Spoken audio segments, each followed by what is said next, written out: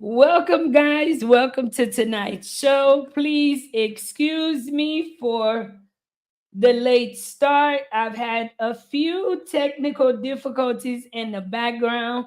How's it going? Tonight, I'm not sure what's going on with my camera, guys. I will be working on that. And please excuse me if the image is not as clear.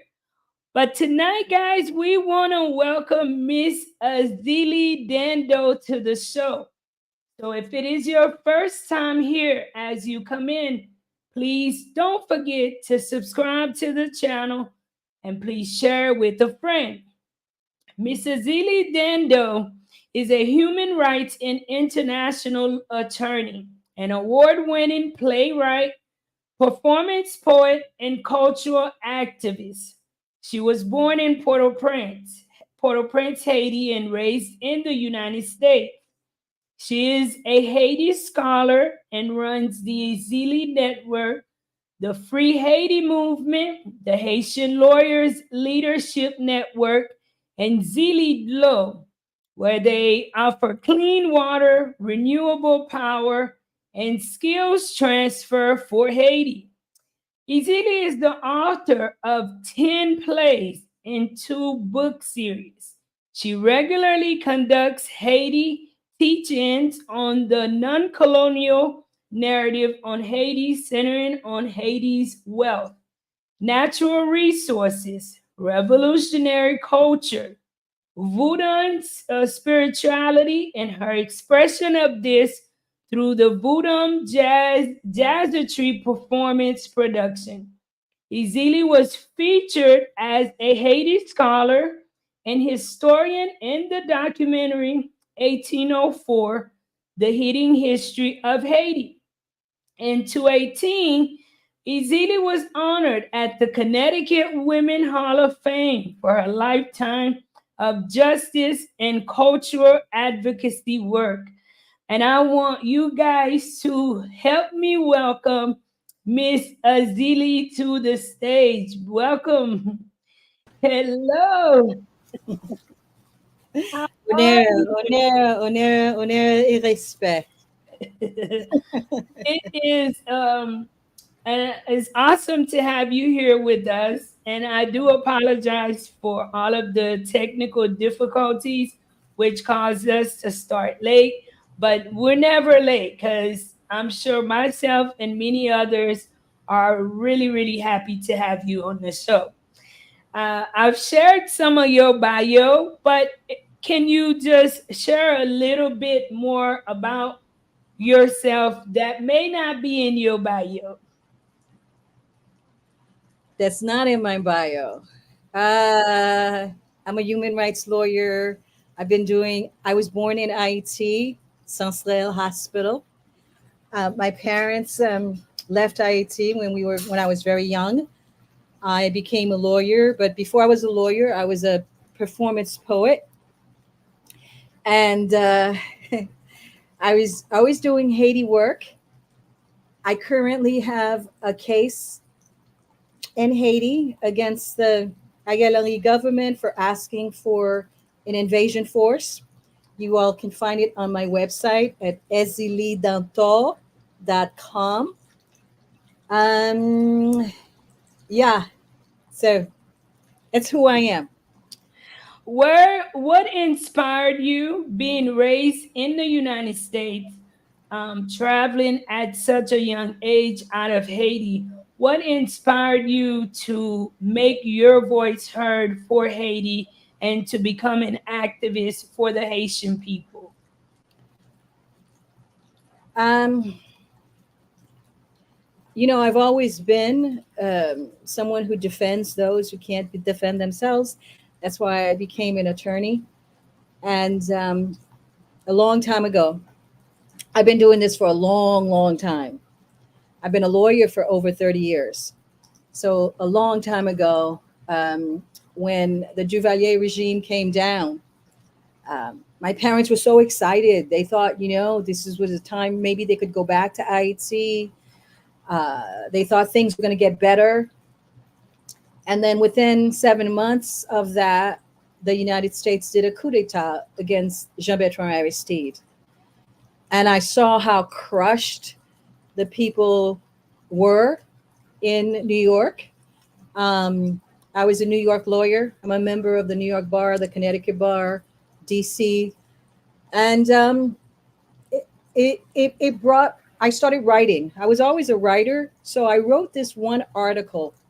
It was called Haiti Women Silent No More. And at that time, there was no social media, but it went on something called the AP Wires.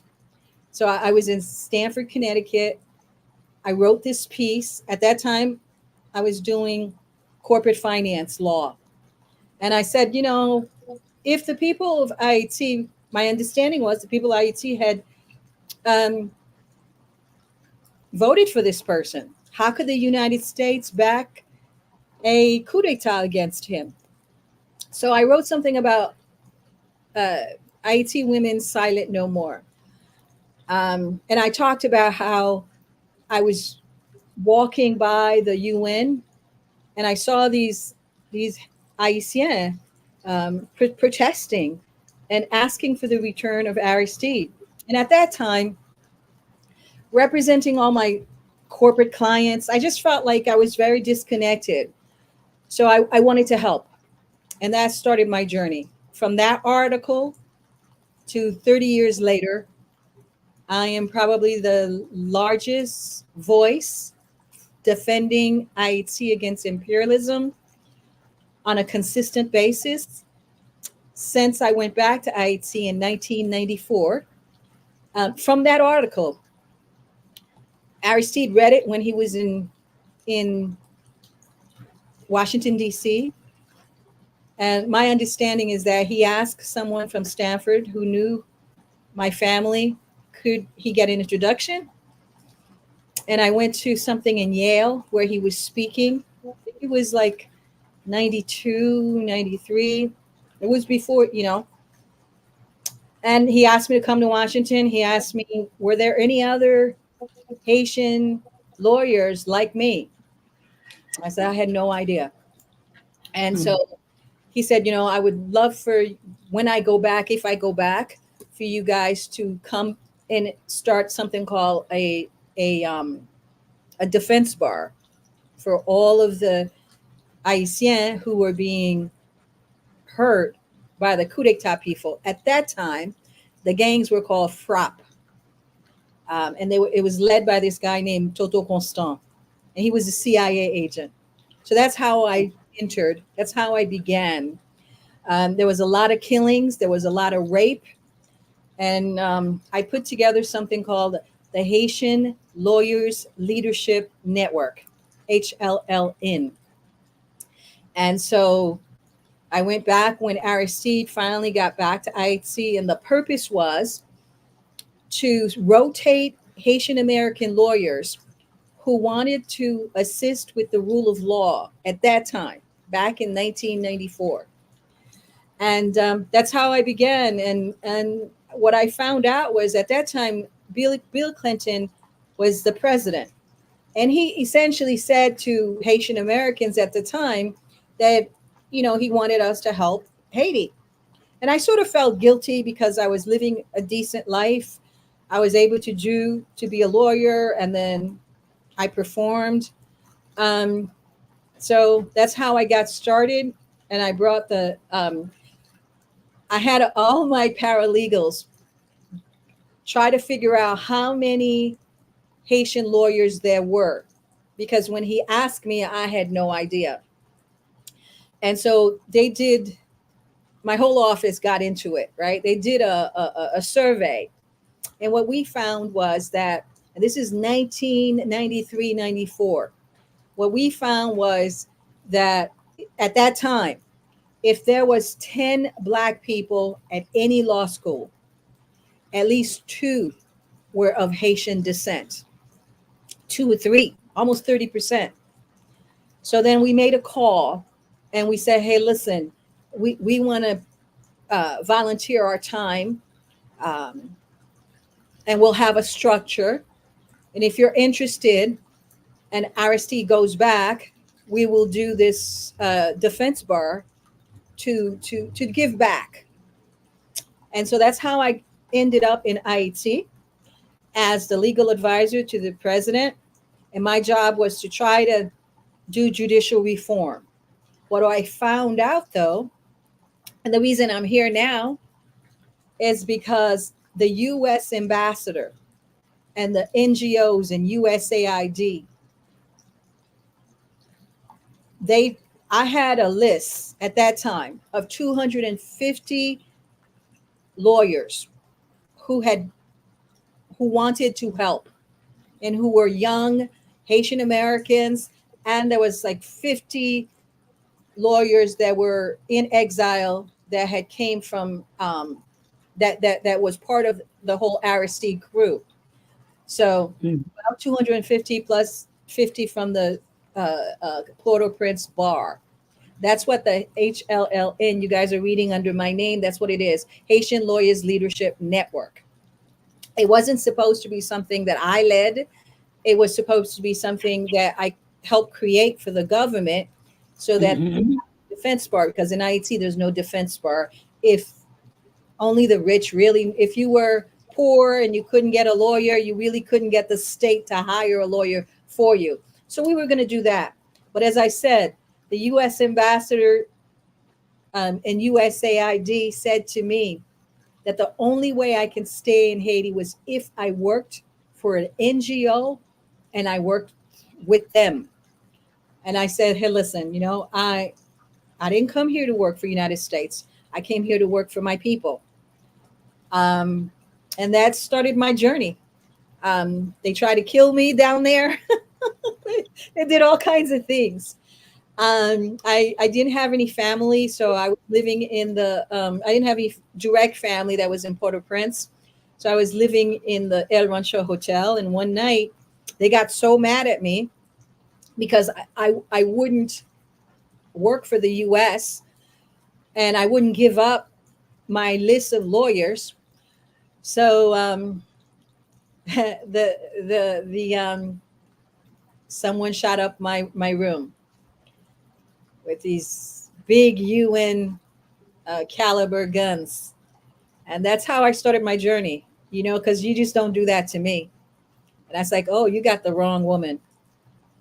And so it's 35 years. I've had 6 assassination attempts that I know of, but I am here. And that's how the Haitian Lawyers Leadership started. I took the Haitian Lawyers Leadership because, even Aristide became scared of me because I would not work for the white man. It's like, I don't work for a white person at home. I mean, in America. I got to this side of this land and work for you. And I wasn't hungry. But they offered a lot of money. $250,000 was a lot of money back then. And they actually did take a lot of the lawyers that were with me on the other side working for USAID. And whenever they saw me, they would walk the other way because I didn't have money to give them, but USAID had a lot of money. Some of them became very big in the UN Minister mission in 2004. That's how I started. Wow. Let me ask, what was it like working as an advisor to a Haitian president? What did it consist of? What was a day at work like for you as his advisor? And do you think that being a man or a woman, does it make a difference? Absolutely. IT is misogynist, retarded. Everybody thought I was sleeping with Aristide, and that's why I was his lawyer. And they advised me to do that too, which was even more retarded. The women. So I remember, I'll tell you a story that's very relevant to today. The guy who's part of the 7 or 9-headed CARICOM snake right now, or CARICOM US backed transitional replacement to Eili. Okay.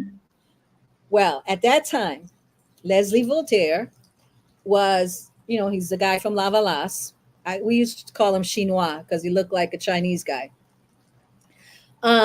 He was the chief of staff of Aristide. For whatever reason, Aristide had called me in Connecticut at my home, disturbing me and asking me to come down. But when I got to Haiti, what I noticed at the National Palace was a lot of chaos. Like, if they didn't want you to get close to Aristide, that was like almost like he was some sort of like, I don't know what it was, but I do know that they tried to stop my communication with him when I got down to Haiti. And I'm like a very impatient person. I came to do a job. I got an office. I had two offices, one in New York and one in Connecticut. I had clients. I'm like, get it all together. But when I noticed that there were people that I knew from New York who were very close to Aristide, and they was like, just hold on. We're going to get you in. And I remember at that time, I'll never forget it because I still have them. So the scenario was, there was 3 years of coup d'etat with Michel Francois at that time, kind of the Guy Philippe of now, of 2004. He was the Guy Philippe of 1994. The Haitian, what do you call it? Not police, but military at the time was led by a guy named Cedras.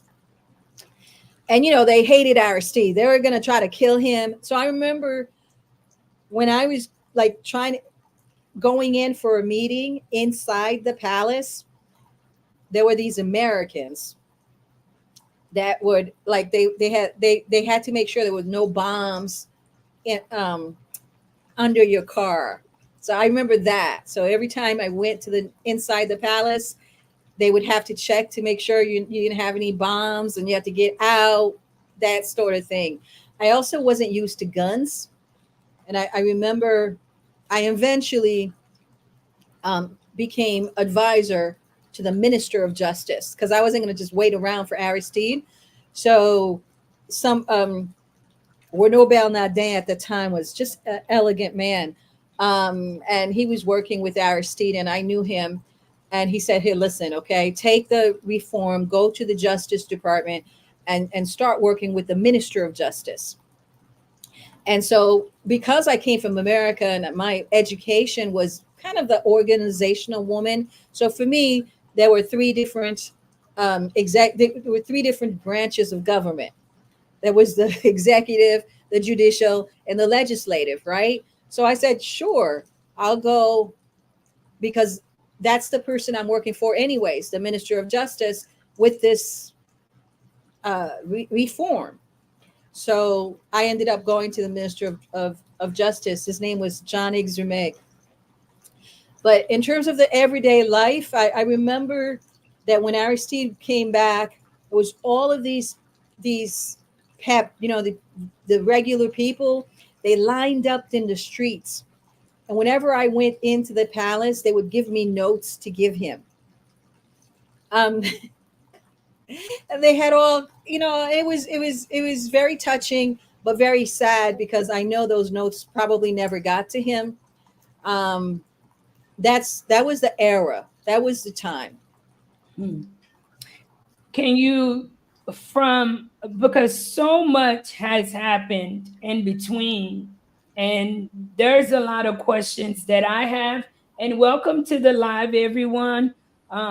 Please ask questions, interact while we are live, and have Miss Dantò here with us. So much has happened in Haiti from 1994 to 2024. 30 years.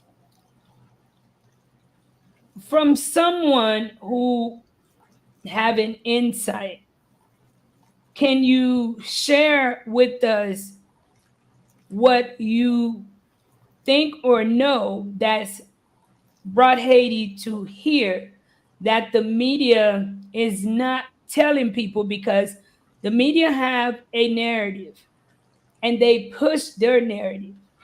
But for us that's more involved, we know and see things differently. So can you share with us some of what you feel in between that's been happening that the media is not sharing with us? All right. So in 2000, excuse me, in 1994, the first thing I noticed when I was in Haiti was the apartheid. There is a strict apartheid and class system and colorism. It's worse than it is even in South Africa. And the economic elites, they just talk bad about the masses. You know, they used to want me at their dinner parties because they were like, "Oh, you're a beautiful woman. You can't represent Lavalas. Lavalas is ugly. Lavalas is black." And I used to look at them, right? I just let them go ahead and say all kinds of things like that. But that was what Michel Martelly was singing. And that's what they were putting out there in the airwaves, you know? So that's what I noticed first. I noticed the racism in this Aline's land. And then I noticed the economic racism, the economic distribution. What I'm so the as a foreigner in Haiti, even though I was born in Haiti, right? Mm-hmm. They looked upon me. They didn't look upon me like that when they were asking me to come to help. But as soon as I got to Haiti, the Haitian oligarchs and the Haitian bourgeoisie, they started calling me diaspora. Hmm. I'm like, well, okay, but I wasn't diaspora when they needed money to bring Aristide back. I wasn't diaspora when they want money from, but as soon as I got to Haiti, and the fact that my base language was Creole and English was another way of discrimination, right? Because they wanted me to shwe in français, and for whatever reason, I never could do it. I dislike colonialism the way Dessalines disliked colonialism. You know that song, blah blah blah, parlez with Dessalines. Well, so for me, all of that was very obvious.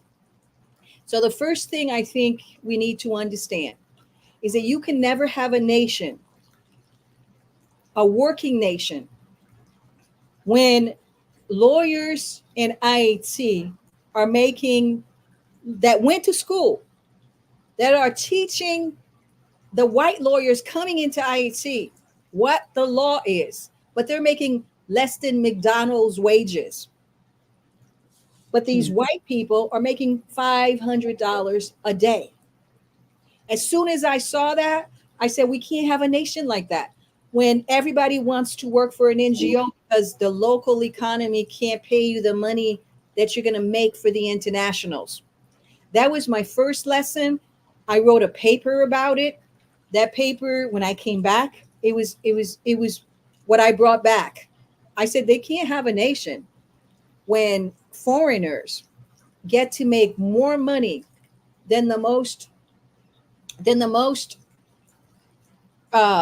educated and superior Haitian brain. So that's kind of the first thing that I learned, and then of course the oligarchy, right? I started studying because I'm a very scientifically based person. I want to know why things are the way they are. Why would they not want Aristide? At the time, like I said, I was very naive. I thought the one person, one vote should belong to my people too. I didn't think we should just have fake elections. And the United States was apoplectic that the people actually voted for someone they didn't want. And oh my God, the educated class, they were just so racist against their own selves.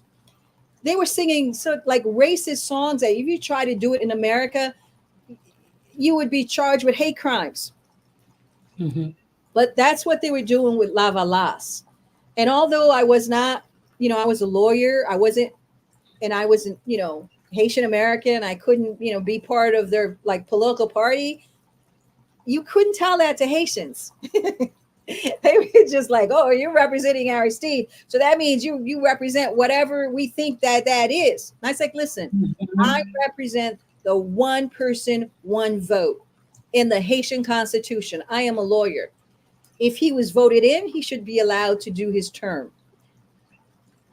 But most Haitians, the United States, who is now talking about democracy, at that time, it had, the United States has been running Haiti since 1915, since the first occupation. And it left the Haitian military to maintain that rule. So every Haitian president since that time have come in through US and the oligarchy. So I was born in a colonized nation. And in that colonized nation, they use overseers like they used to use them back in slavery. And those overseers are their conses and their middlemen, right? Those middlemen used to be the economically free Black men or the mulattoes. By the time I got to Haiti, there was no real mulattoes. It was just Syrian, Lebanese, and Palestinians. They had replaced the Haitian traditional Haitian oligarchs. So I think the most important thing I learned was the salary thing. And people did not like me saying that, especially diaspora, because they just wanted to go to Haiti and do the same thing that the other people were doing. They all wanted to work with, NGOs, work with the government, just make money. And I remember what I noticed was people went into the ministry at that time as a stepping stone to get an international job, because they knew they can only be a minister for maybe 2 years, but not even at that time. It was like less than 6 months and they were out of there. And I also learned that there was no such thing as a separation between executive, judicial, and legislative. In Haiti, the president runs everything. Aristide was micromanaging everything. I'm like, why do you have people working for you if you micromanage everything? But I learned that that's how they are in Haiti. Like giving other people, like when I run my law office, everybody has a job to do. But not in Haiti. When I got to the Minister of Justice, because he had a letter from Aristide, and because I spoke English, he was like, listen, could you help me do, because at that time, the Minister of Justice, his name was John Exume, he was a really good guy. He had a list of projects that he had put together that would help reform the justice system. And in his list of projects, the Justice Department is in charge of 3 other departments: the courts, the jails, and the judges. The courts, the jail, and the courts, the jail, and the ministry, right? So those were all under him. But there was no uniform connection between them. Like for instance, the law says that if you get arrested within 48 hours, you should have a hearing, right? But when a judge gives the mandat to go arrest somebody, right? The justice doesn't know about it. The prison doesn't know about it. Like they were not connected, right? So I try to work on that, okay? Because it's like a computer. As soon as you write the demanda, make sure a copy goes to the Ministry of Justice and a copy goes to the prison. So if that person doesn't end up in prison, you want to know, where is he? That person doesn't end up, seeing a judge within 48 hours, like, know. But just asking people to do that, they wanted to kill me for that. Just that. I'm like, what the? What's wrong with these people?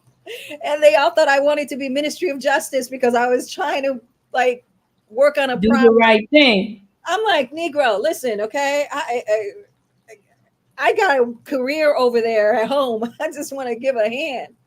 I don't want to do a 9 to 5, but that's their mindset. I'll give you another thing that happened to me at the Ministry of Justice. So I used to take there was this guy who used to drive me from the El Rancho Hotel to the Ministry of Justice, right? And they were like, why is this girl coming to work? She's an American. What is she doing? Right. But I committed to do this work. So I went to the Ministry of Justice, and one day I was there, and you notice everything, right? Okay, because I'm a lawyer, right? I'm supposed to observe, right? And I didn't know anybody. So I didn't have no moon pa, right? I only got there out of my own work. So this really not young looking guy, he came up the street and he just had sweat. He came up, and I was at the minister. The minister wasn't there, and I was at his office. And he says, I want to talk to the minister. I said, well, he's not there. Can I help you? And he said, I'm the head of the National Penitentiary, and they haven't had any food for like 6 days, the prisoners. And apparently there were NGOs that gave food that was supposed to go to the prisons, or certain people at the ministry were holding them so they can sell them. But I had no clue, right? I said, well, where is the food at? Like I said, in the, ministries, whatever, someplace in this ministry. And me, that's what I would have done in America, right? There's a problem, you fix it. Yes. So in the courtyard of the ministry, there were all of these taxis. Like, they just stood the whole day waiting for you to finish because they didn't have another fare, which was really bad. I felt bad for them, So I was like, okay. So what I did was I went outside, and I said, there was like 10 taxis there, just sitting there waiting for the people to get out at 3 or 5 o'clock so they could take them home. I was like, I'll pay you to go do something for me, right? Oh my God. I didn't know I was doing something wrong. So I went to where the food was. I put it on in the taxis, and I put, that poor man had walked. He didn't have a car. And he was the head of the National Penitentiary. He had walked to, so I sent him back. Yeah. Oh my God. When the people came in, they were like, you just don't do that. I'm like, but there was a riot at the National Palace.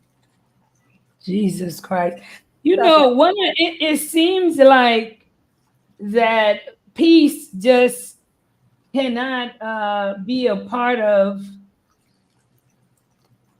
what we got going on in Haiti, and it seems like we are our worst enemies here because we just refuse to get it together, because I do believe in my heart that we can get it together. Let's give a shout out to some people.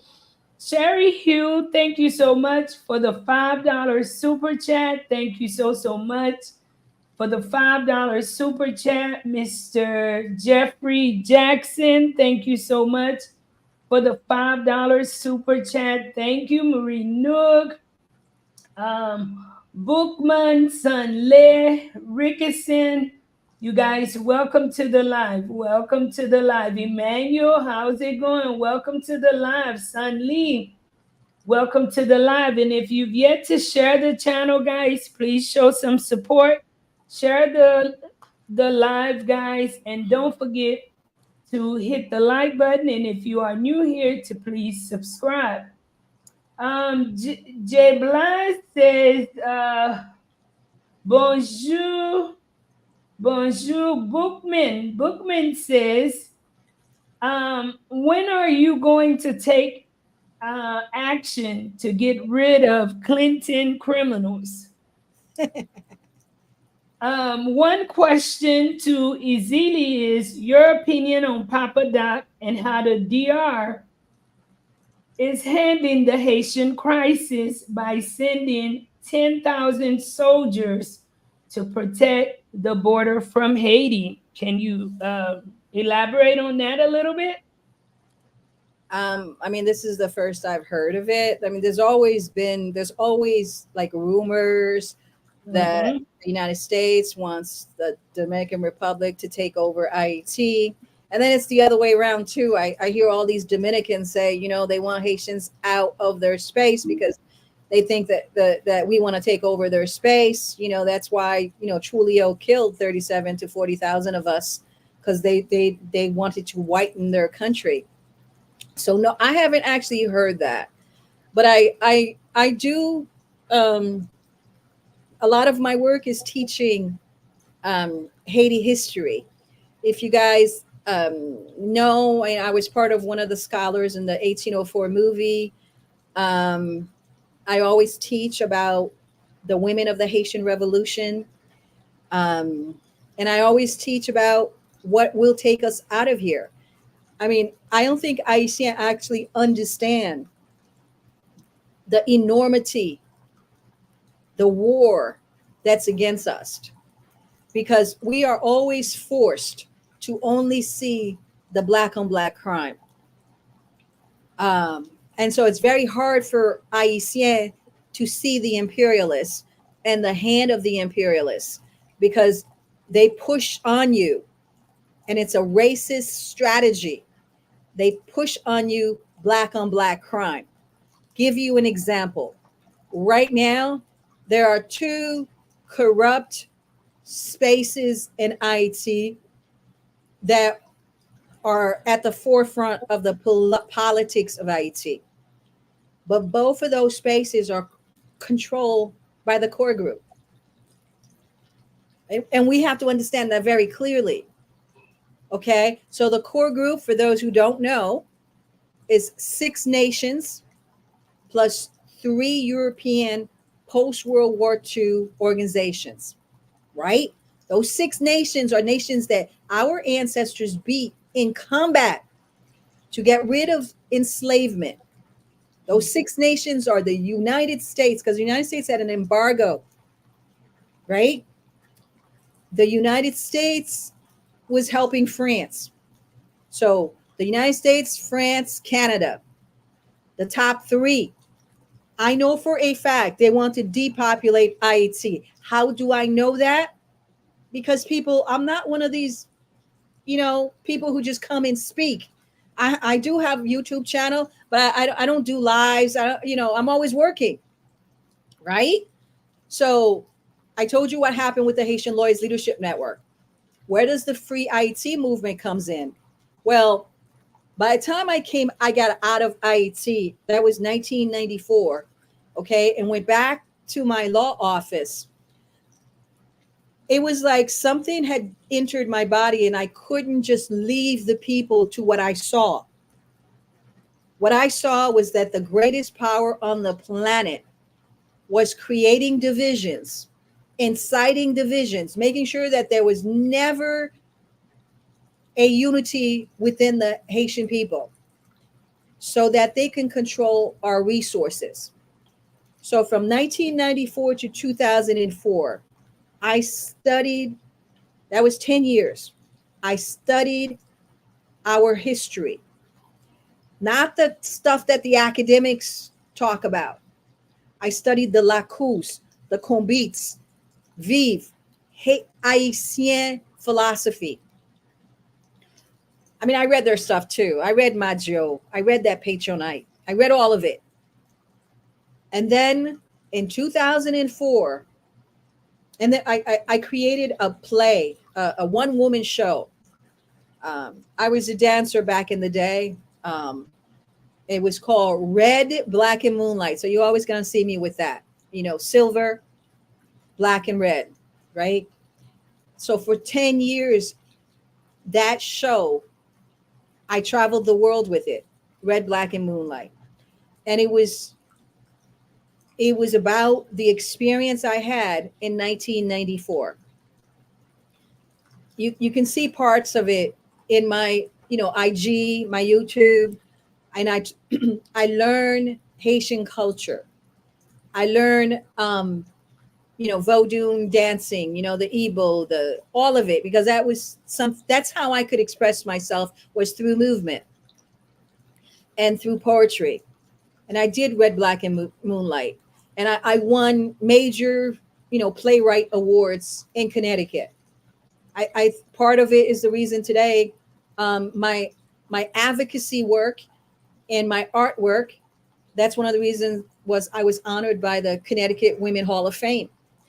And I'm very proud of that, because it was the first time that Èzili Dantò, the most powerful archetype of Haitian womanhood, is not only something that people say about Haiti, because she was the oracle, the loi, the irreducible essence of the Queen Mother that quickened the people over at Bokai Mambo Inan. What you guys say is Wakaima, it's Bokai Mambo Inan. So she was that first archetype that came to help us break our chains. So I try to live that. I try to represent Haitian children, Haitian women, those who are weak. And right now, our weakest links are the Viva Some people who are killing us, right? In Port-au-Prince. I call them the men in U.S. arms, because we don't manufacture arms. And then this 9-headed U.S.-backed CARICOM replacement to Eili. I told you before that I have a case against Eili for wanting to bring an invasion force, right? And that case is because it violates the Haitian Constitution. And I've spent my whole life trying to protect the Haitian Constitution. Remember, that's what the Haitian Lawyers Leadership was supposed to be about, was to uphold the rule of law and the cultural, economic, and social economic rights of Haitians living at home and abroad. That was the mission statement, right? But in 2004, as I was performing Red, Black, and Moonlight, which told about my experience in Haiti, like for instance, I have a piece called Breaking Sea Chains, right? There was one point while Aristide was demobilizing the army and trying to get rid of chef de section and all the people that Duvalier used, right, to maintain an iron grip on the countryside and on the people with the Tonton Makouts. As he was trying to break that, the U.S. was trying to do the opposite. So the U.S. would take young people like Guy Philippe at that time and send them to Ecuador, because the United States must control your military and your police. That's how it controls you, because they don't, their interest is not about Haitian life. Their interest is about protecting the property interests of the Syrian Lebanese oligarchs, who are the middlemen, the commandaire for the white corporations and resource plunderers. So part of what the United States says about Duvalier, the 30 years, father and son, that they were in office, that they were, killing like over 100,000, between 60 to 100,000. That's how many Haitians that Duvalier killed. But today I hear Haitians who have no clue talking about how, oh, well, at least we had law and order. Well, at that time, you couldn't talk. If you said one word bad, that no, or they suspected you of saying something bad about that, you would get killed, period. So all these people talking about how they want Duvalier back in a dictatorship, they would have been killed. So that's what the Haitian freedom fighters before me, they got rid of that dictatorship. That really made the United States mad. The United States said that, and this is really important because it's still the same paradigm. I always, when I'm teaching, I tell Haitians to get out a map, see where you are, especially Haitians who are literate, because the oligarchs and the paid, like most of the journalists in Haiti are all paid for. Machamico. Don't listen to a word they say, right? If you want to learn anything, come to the Èzili network. You can find me on Facebook. There's the Free Haiti movement. You can EziliDantò.com, that find me and learn your history, because without your culture, you are just without a root. You're just this branch that's just nowhere. But Duvalier was allowed to stay in office because he was anti-communist. What does that mean for the United States? We are between Cuba and Venezuela, two client states of the Russians, which at that time was the US's greatest enemy in terms of like power, right? So if they suspected you under Duvalier of even being socialist or Russian or friendly or wanting to do combat, what you see those people are doing at Wanamet, if they were doing that under Duvalier, they would have killed them all, because they would have said, that's not capitalism, that's socialism when you all work together. And they said, we can't do that. So the people who are telling you that Duvalier was good, they wouldn't have the Wanamet Canal that the people are doing, because we work in combat. That's how the Lacous worked.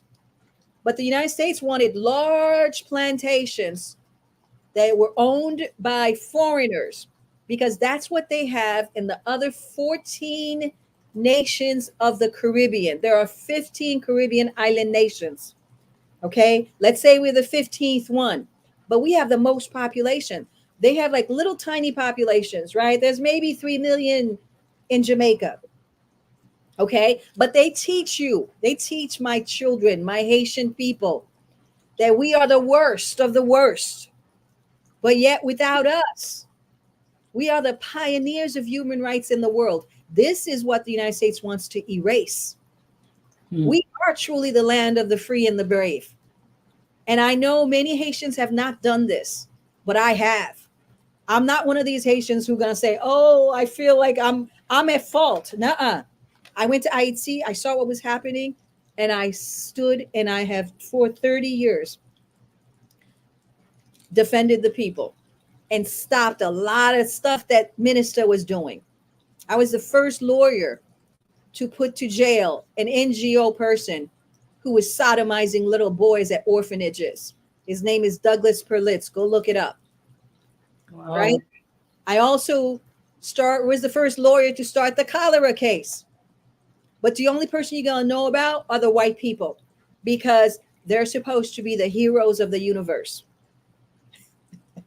Èzili Dantò and Ogu are not heroes, but let me tell you, the archetype of Èzili Dantò and Ogu gave the world the first space where slavery on this planet was outlawed.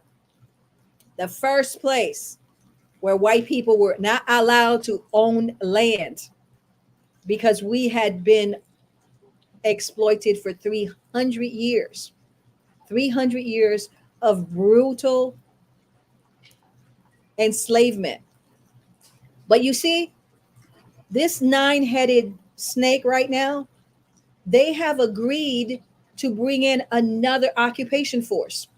And the thing about it is, I told you Leslie Voltaire was there in 1994. Remember? He's still here now as part of the council. So these men have been around for a long time. They're part of the problem. What we need, Haitian, are Haitian who are going to look at that map and understand that there is no way the United States is letting us go. And you can't talk to it. You got to find power and leverage. All these politicians who want to be president and all of these Haitians on the radio talking about like hitting each other, talking about, oh, it's Moïse Jean-Charles, oh, it's this and this and this. No. At the outset, it's the imperialist system. The imperialist system runs through chaos. They create chaos. So let me give you your first lessons, Haitian. When something makes no sense, that was one of my maybe second lesson in IT, like the second week I got there, right? I'm a rational human being. There was things happening that made no sense. And I was like, why is this happening? And what I learned was, and learn this quickly or you die. When it makes no sense, there's some vampire in the U.S. Embassy in some basement pulling the strings. Period. Some CIA guy pulling the strings. What you see in the streets right now, all those guys are allowed to do what they're doing because they're not killing the Syrian Lebanese. When I hear Jimmy Cherizier or any of them say that they're revolutionaries, I say, show me one oligarch that's in the streets, that's dead. All I see is the poor, the elderly, the children running and crying. You're not a man. That is not manly. That is not Malcolm X. And it definitely ain't Dessalines. Dessalines left us a constitution, an 1805 constitution. And I suggest that any Haitian who don't read that constitution, because it actually, especially Haitian men, that constitution says what you are, what a real Haitian man is. Dessalines defined it for you. Does anybody know it in the chat? What Dessalines said an Haitien is? If you do, write it down because I've been teaching it for a long time. If not, you remind me to tell them. I hope. Right. Question. Next, we have a lot of questions in the audience, but let's give a shout out to Bookman. Thank you so much, Bookman, for the $20 super chat. Thank you so much for the $20 super chat. Generation Love, thank you so much for the $15 super chat. Thank you so much. Generation Love says, Second Chronicle 7:14. If my people, which are called by my name, shall humble themselves and pray and seek my face and turn from their wicked ways, then will I hear from heaven and will forgive. Bookman says Haitian people must return back to their spirituality, connect with themselves, their ancestors, stay away from the so-called churches. Jesus, that never existed. The churches is dismantled in Haiti. Kombi Pulakai, how's it going, guys? And if you've yet to check out Kombi Pulakai channel, please check her out. It says Auto 718, hi Marie, life in Haiti. The same countries have been trying to destabilize the Cuban country for years. So what is the difference between Cuba and Haiti? Would you like to answer that quickly? Because I have another question. Russia, they got nuclear power. We don't have a nuclear power ally. Okay, both Cuba and Venezuela, right? We're in the middle. They've got a nuclear power ally. in their waters. So the United States is not going to like have invade Cuba because Russia protects it. We don't have that. We have nobody. And the thing is, the US says the reason why it keeps non-popular people in office is because they are anti-Russia. So they're right-wing, pro-America, and pro-dictatorship. So the only people, the US, right now there's about to be another fake election, right? Because we're under occupation. And in that fake election, it's like the same story. The United States says that it fears that we're going to be a Russian clientele state, right? So Cuba, they've got Russia in their waters. The US is not going to attack it because it doesn't want to go to war with a nuclear power that's like that close to Florida. And then they got Venezuela. And you know who else? Who's a clientele state of Russia? That's right in the waters. Take out your map, Haitian. There's Cuba, right? Nicaragua, Venezuela. Those three are protected and have agreements, security agreements, police agreements, right? The Russians, the Cubans go back to Russia. They get educated. They come back. The Nicaraguans, same thing. The Venezuelan, same things. We're the only one that have been fighting alone for 220 years. And neither Russia nor China are ever going to help us. I know. Because for the 13 years when Minister was taking my babies inside their tanks, creating brothels right there in Port-au-Prince and Matissan, where they use those children and sodomize those children. When I went to Russia, when I went to China, none of them ever vetoed, and they have a veto power at the UN. The UN is the most undemocratic organization. 192 member states from the world, and 5 have veto power. How is that democratic? So the UN is used by the Western Europeans and their white settler nations. The 6 nations that are part of the core group, as I told you, the first 3, United States, Canada, France. The other 3 is Brazil, Spain, and Germany. Spain, why? What's next door to us? I'll let you just think about it, okay? So nothing that the core group is going to do is going to be against the interests of Spain. It lives right next to us in the Dominican Republic. But Haitians are so uneducated. They want to be like the Dominican Republic. They want to be like Bahamas. They don't understand. Their women are prostitutes, period. I hate to say this, but I do work with some Dominican women that are trying to change it. From generation after generation, Dominican women are the 4th most trafficked women in the world. That's what they call freedom. Generation after generation. That's what the Northerners come to do.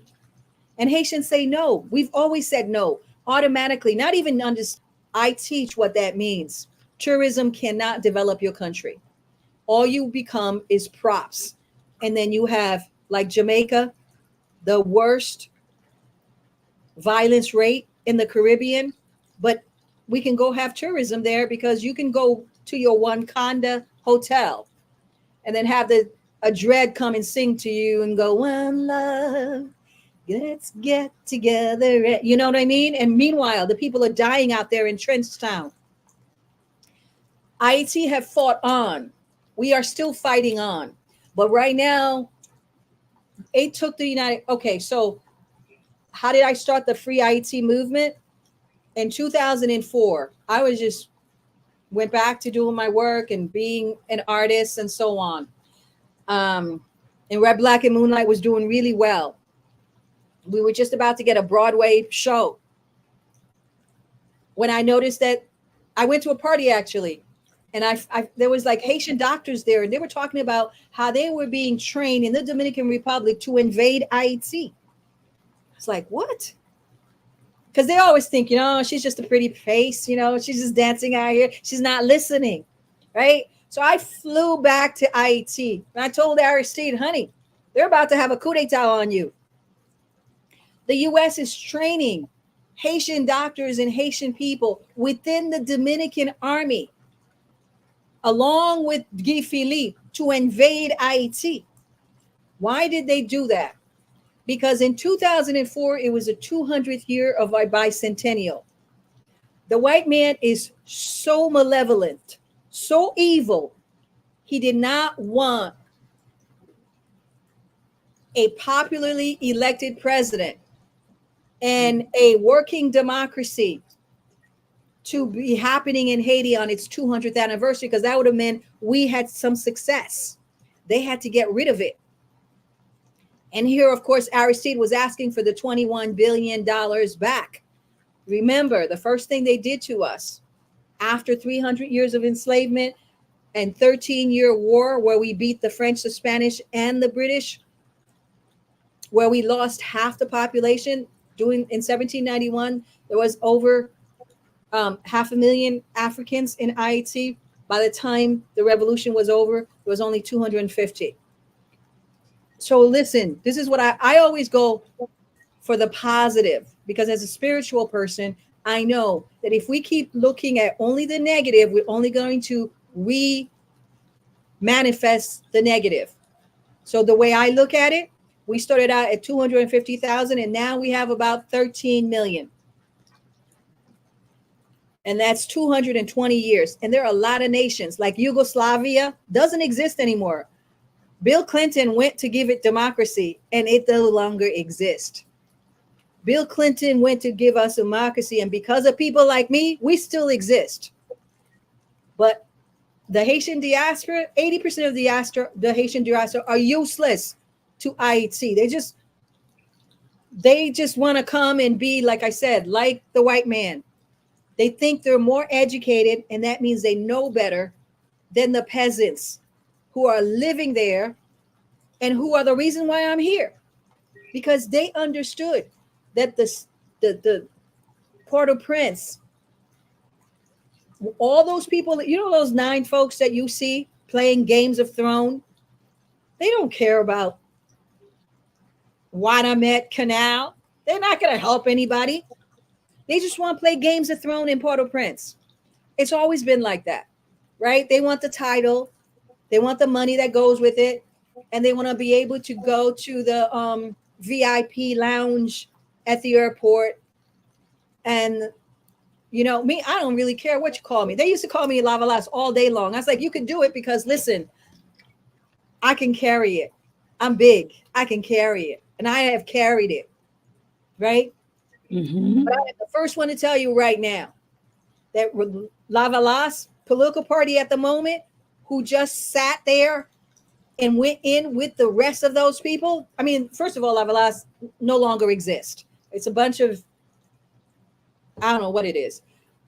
But the idea, the initial idea was to get rid of dictatorship and to give people freedom of speech and to lift up Haitian indigenous culture. And that's what I stand for. I want to lift up Combit, Lacou, Jardin, Vive. I want to lift up Vodun spirituality, not the little shyster stuff you see that. Because I always say Vodun is something, it has to be scientific. If you can't explain it, it's not my grandmama's Vodun, right? Manifestation is about activating your pineal gland. It's about moving from the lowest chakra up to the, that Yanvalu dance, right? Moving that undulation. I teach this stuff, okay? But I can tell you that right now, the United States wanted to bring us here, but we are the resistance. I'm part of the Free Haiti movement. They start February 29th is a very important date. Remember, you can have someone like me who's very progressive, but if the energy in the world is regressive, it's Mm. you have to work extra hard because your own people are not where you are. My own people haven't been where I'm at. You know, they just haven't been. They hate each other. I love Haitien. I love our culture. I love our history. And when I walk into a room, I own Èzili Dantò. And I'm looking for Ogu. Where is he? So with everything that's happening, let me see about our people in the chat here. Um, that have a question. Let me see. Someone asked, Mm-hmm. Ms. Dando, can you please tell us how Dominican Republic is also playing a role in keeping Haitians depressed and oppressed? That's a very recent thing, you know. Because I tell you, when I was in Haiti in 1994, you know who were the prostitutes?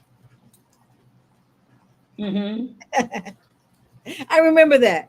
Okay. For whatever reason, the prostitutes were Dominicans in Haiti back then. You know, we hadn't gone to the pathology right now. It wasn't something that you normally saw. Now you can see men in the streets, right? Because that's what a foreign that's what a foreign um, troops brings to you. Because the Eurasians are sort of natural pedestyle, right? And that's what their gym is about. That's what their Roman army with no clothes was about. That's what their cabin boy was about. That's what they did in slavery. So the Dominican Republic, um, I'll give you one example. Um, the U.S. wants to depopulate Haiti and to just leave as many mulattoes there as possible, or the Syrian Lebanese buffer races.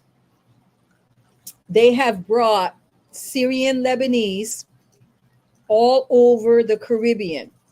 I want you guys to look to see who Abinader is.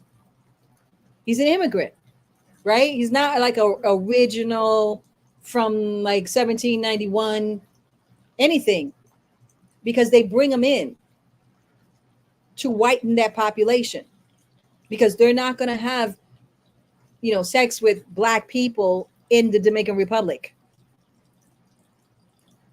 So they bring these guys in. Abinader is Lebanese, just like Siaga back in, and so that's what they want. Okay. They want a Lebanese president in Haiti. So I want you to watch who's going to run. They have them in Sierra Leone, Liberia, all over Honduras, all over Canada, everywhere. So Dessalines' blood, and the reason they brought in the UN is because they wanted, most Haitians could say they go back 220 years.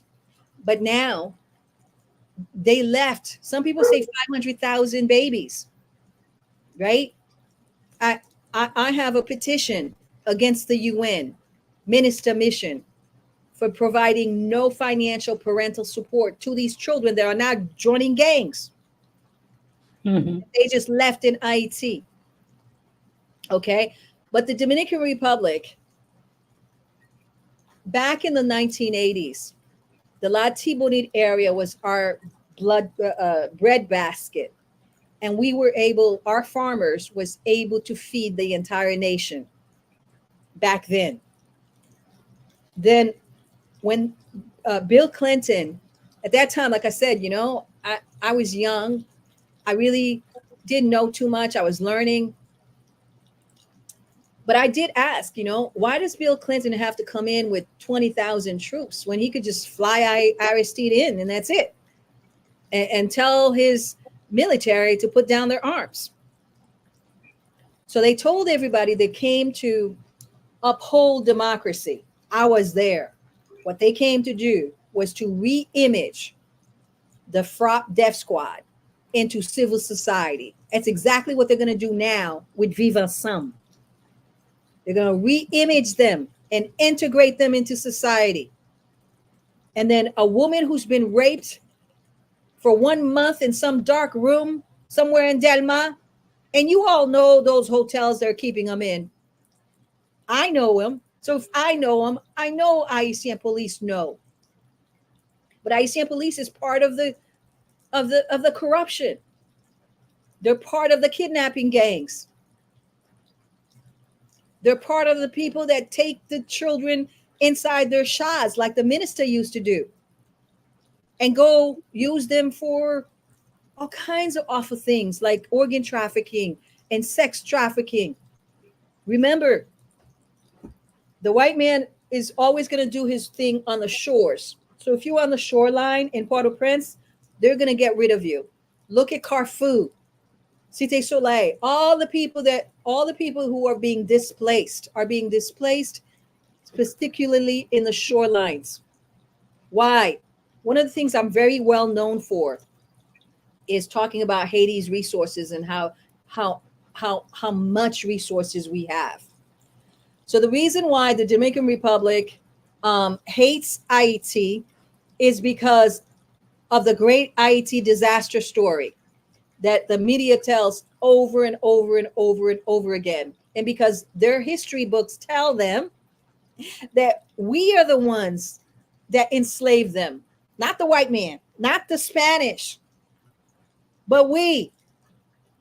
So they take all of their angst, because there's some very sad people, right? I remember a U.S. ambassador told me the way they did their colonialism in the Dominican Republic was that they give most of the people there, the biggest employer is the government. And he told me that's what they were going to do in Haiti. They were going to, okay. So in the Dominican Republic, their army has something like 300,000 people. Why? They're not going to fight any wars. The only people they fight is Haitian. Little Madame Saga that's trying to sell her goods. They'll rape her, take her goods, and make her pay extortion. That's what they're doing. Why do you have 300,000 for the same amount of people that we have the same amount of people, right? We have 13 million. They have about that same amount. Last time I looked, it was like something like 10 million, right? But in 2004, when I went back to talk to Aristide and tell him that they were about to do a coup d'etat, because I was at some party and I just heard it. I'm like, why don't we have spies? How can we run a country without like figuring out what's coming at us? Because the United States has its spies. When I was working at the Ministry of Justice, there were 2 Frenchmen sitting there all day long. I'm like, what are you doing here? And they are at every ministry. We have no spies. We have none of that. So I went back and I told him, and he never forget what he said to me. He opened up the window and there was like all these emaciated young Haitian men. And he said, they're not going to let it happen. I'm like, listen, Negro, you're supposed to protect the people. It's not the people that's supposed to protect you. But you see, Haitian politicians depend on the people to protect them, to provide them with popularity so that they can then go to the white man and say, like Guy Philippe is doing right now, the people want me.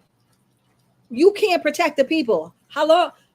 This is like, so what I was saying before is right now we have the so-called gangs, which is death squads that the United States used. Remember, they initially, Mateli came into office.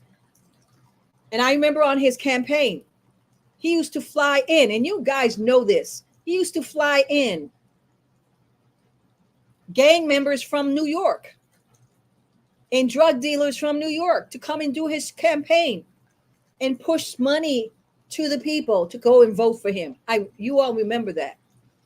One of them, Rosemond Jean, look him up, or Haitian Jack, look him up.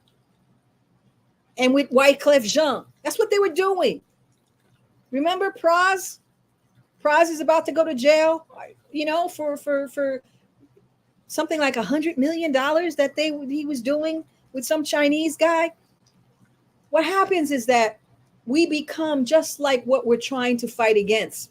And this is why I say to Haitians, you can't become what you're fighting against. You can't become as corrupt as the vampire who has for 220 years wanted to destroy you. So in terms of the Dominican Republic, they make more than $2 billion a year of selling us foul food. Because when Clinton destroyed our livestock, the black pigs, when Clinton destroyed our food sovereignty in the Artibonite, they started dumping Arkansas rice into Haiti. One of the things that they said to Aristide is, in order to bring you back, you have to agree to X, Y, and Z. The white man never does anything for any. I mean, they're the one that created the coup d'etat. And then they force you to accept their conditions to bring you back. So it's the same thing. The European colonialism, they do the same thing. They play hero and villain. Okay. So so I already told you the story about what does Dominican Republic is like the South winning the war. Okay, just think of them as the KKK, and they're at your borders. They only want your death, period. I don't understand why Haitians are not taught that immediately as a kid, so that you you understand? And right now, what they're protecting is that foul food that they're giving you. So they feel threatened when you become food sovereign, because a country that can feed its people is a country that can protect its people. Because if you can't feed your people, then ya prend sans good pour aller voter, ya prend sans good pour tuer, ya prend sans good, whatever. That's what they're going to do.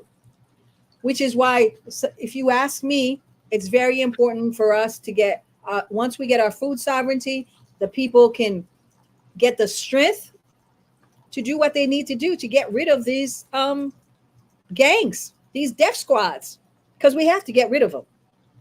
And we can do it. We did it already. We got rid of 45,000 Tonton Makuts. And because the people were strong, a lot of them just took their uniform off and, never said it again, except amongst their friends. That's what has to happen now. But the white man right now, he's controlling Vive Ensemble, and he's controlling the politicians that have just got together to say, yes, bring foreign force into Haiti. That is a violation of the Haitian Constitution. And it also is going to bring in, they're not just going to go to Port-au-Prince or where there are death squads. They're going to go to all the entire nation. And mark my words, they're going to put more gangs in each of those places. Because you know who's coming, right? Kenya. Let me just ask, do you think, guys, thank you for tuning in. Sherry Hugh, I saw a super chat. Thank you so much for the $2 super chat. Thank you so much. Do you think that things will ever get better? I say this because at some point it seemed that we have to find a resolution for the people that have to live in Haiti, because not everyone will be able to travel. Do you think that at some point that just maybe people can do the right thing and work towards at least security here within the country? I mean, the transition team. Do you think that? And that, I've said, like, I haven't been speaking any negativity, because we're at a point where we just praying for something to work, right? I mean, do you think that at some point we should find mutual ground? I mean, like, how do you Okay. foresee All right. So listen. for the people that have to live here in Haiti? Because keep that Yeah. in mind. That's one thing No, to. yeah. I get you. So listen. Okay. Hope is a Christian thing. Hope has to be. Even the Christians say, hope has to have some teeth to it, right? It has to be. It has hope with it. Like it's like prayer without action is nothing. So you can pray all day long at the church, but I implore Haitian to take action. All right, you actually have the power. First of all, if you're in Port-au-Prince right now and you can find a way to go to Andeo, do it. It's just going to get worse right now. If you're in Port-au-Prince and you can't make that that travel, you have nowhere else to go, then find a way to protect yourself with your community. Get yourself some drones. They're like $90 American. Put 4 people at different corners and know who's coming into your space. And I mean, I say this in America. We're on the edge of World War III. In America, I tell the Black community, get ready. If you can, get yourself another passport. The problem is people think there's someone else is going to do it for them. No one's going to save you but you. And it's not going to be a government. That's the problem. Okay? We are the reason why my grand remember that article I wrote back in 1990 something? Back in that article, I said, where my parents come from, my mother's sister, the consele, like she used to get her mule together with her macomez, like in the middle of the night, and then go bring her stuff to market so she can get to the market by 6. They used to leave at like maybe 2:00 or earlier, right? If they didn't do that, first of all, yo fè manger à la jardin yo, and then après, yo leve, yal mene bourrique la pou yal vendre, like to sell.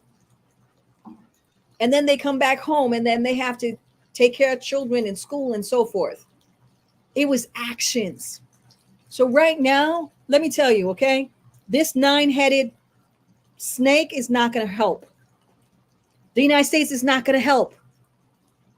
Only you can help yourself.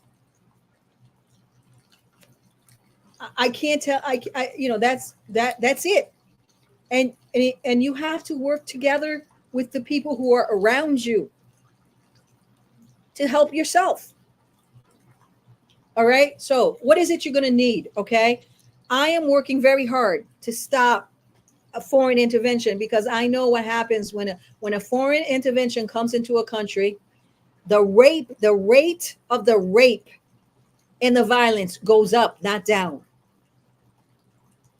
Okay. I know this because in 2004, when the United States kidnapped Aristide, sent him to the Central African Republic, it became open season for people in Cité Soleil. And many of the diaspora were not paying attention. But between 2004 and 2006, minister and the Gerald True government killed between 14 to 16,000 Haitians. I remember how they used to kill them and then bring an ambulance and take their bodies out.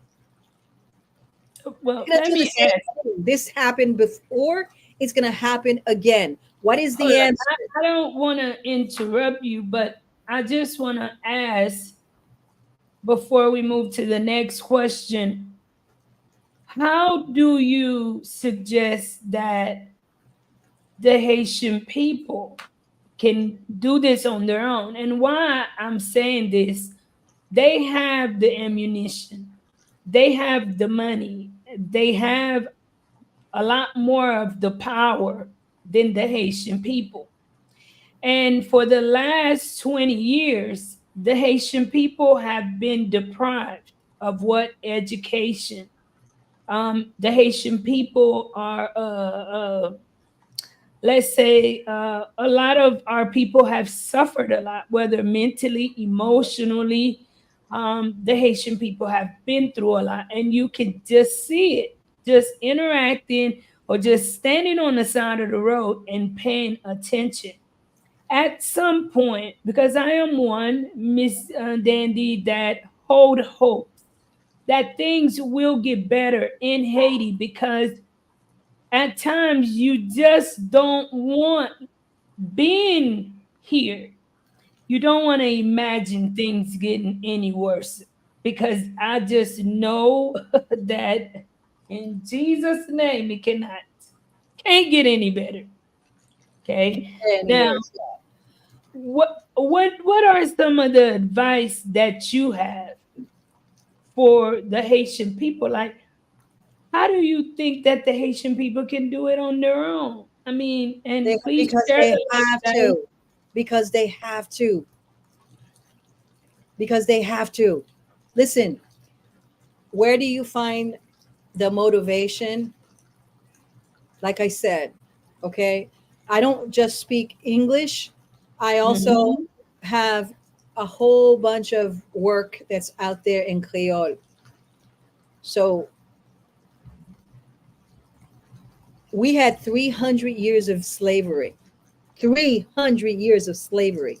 There was slavery everywhere in the Caribbean, everywhere. And the women from the Congo, when they got to Haiti, the women from Dahomey, when they got to Haiti, they had no arms. They couldn't even speak the same language.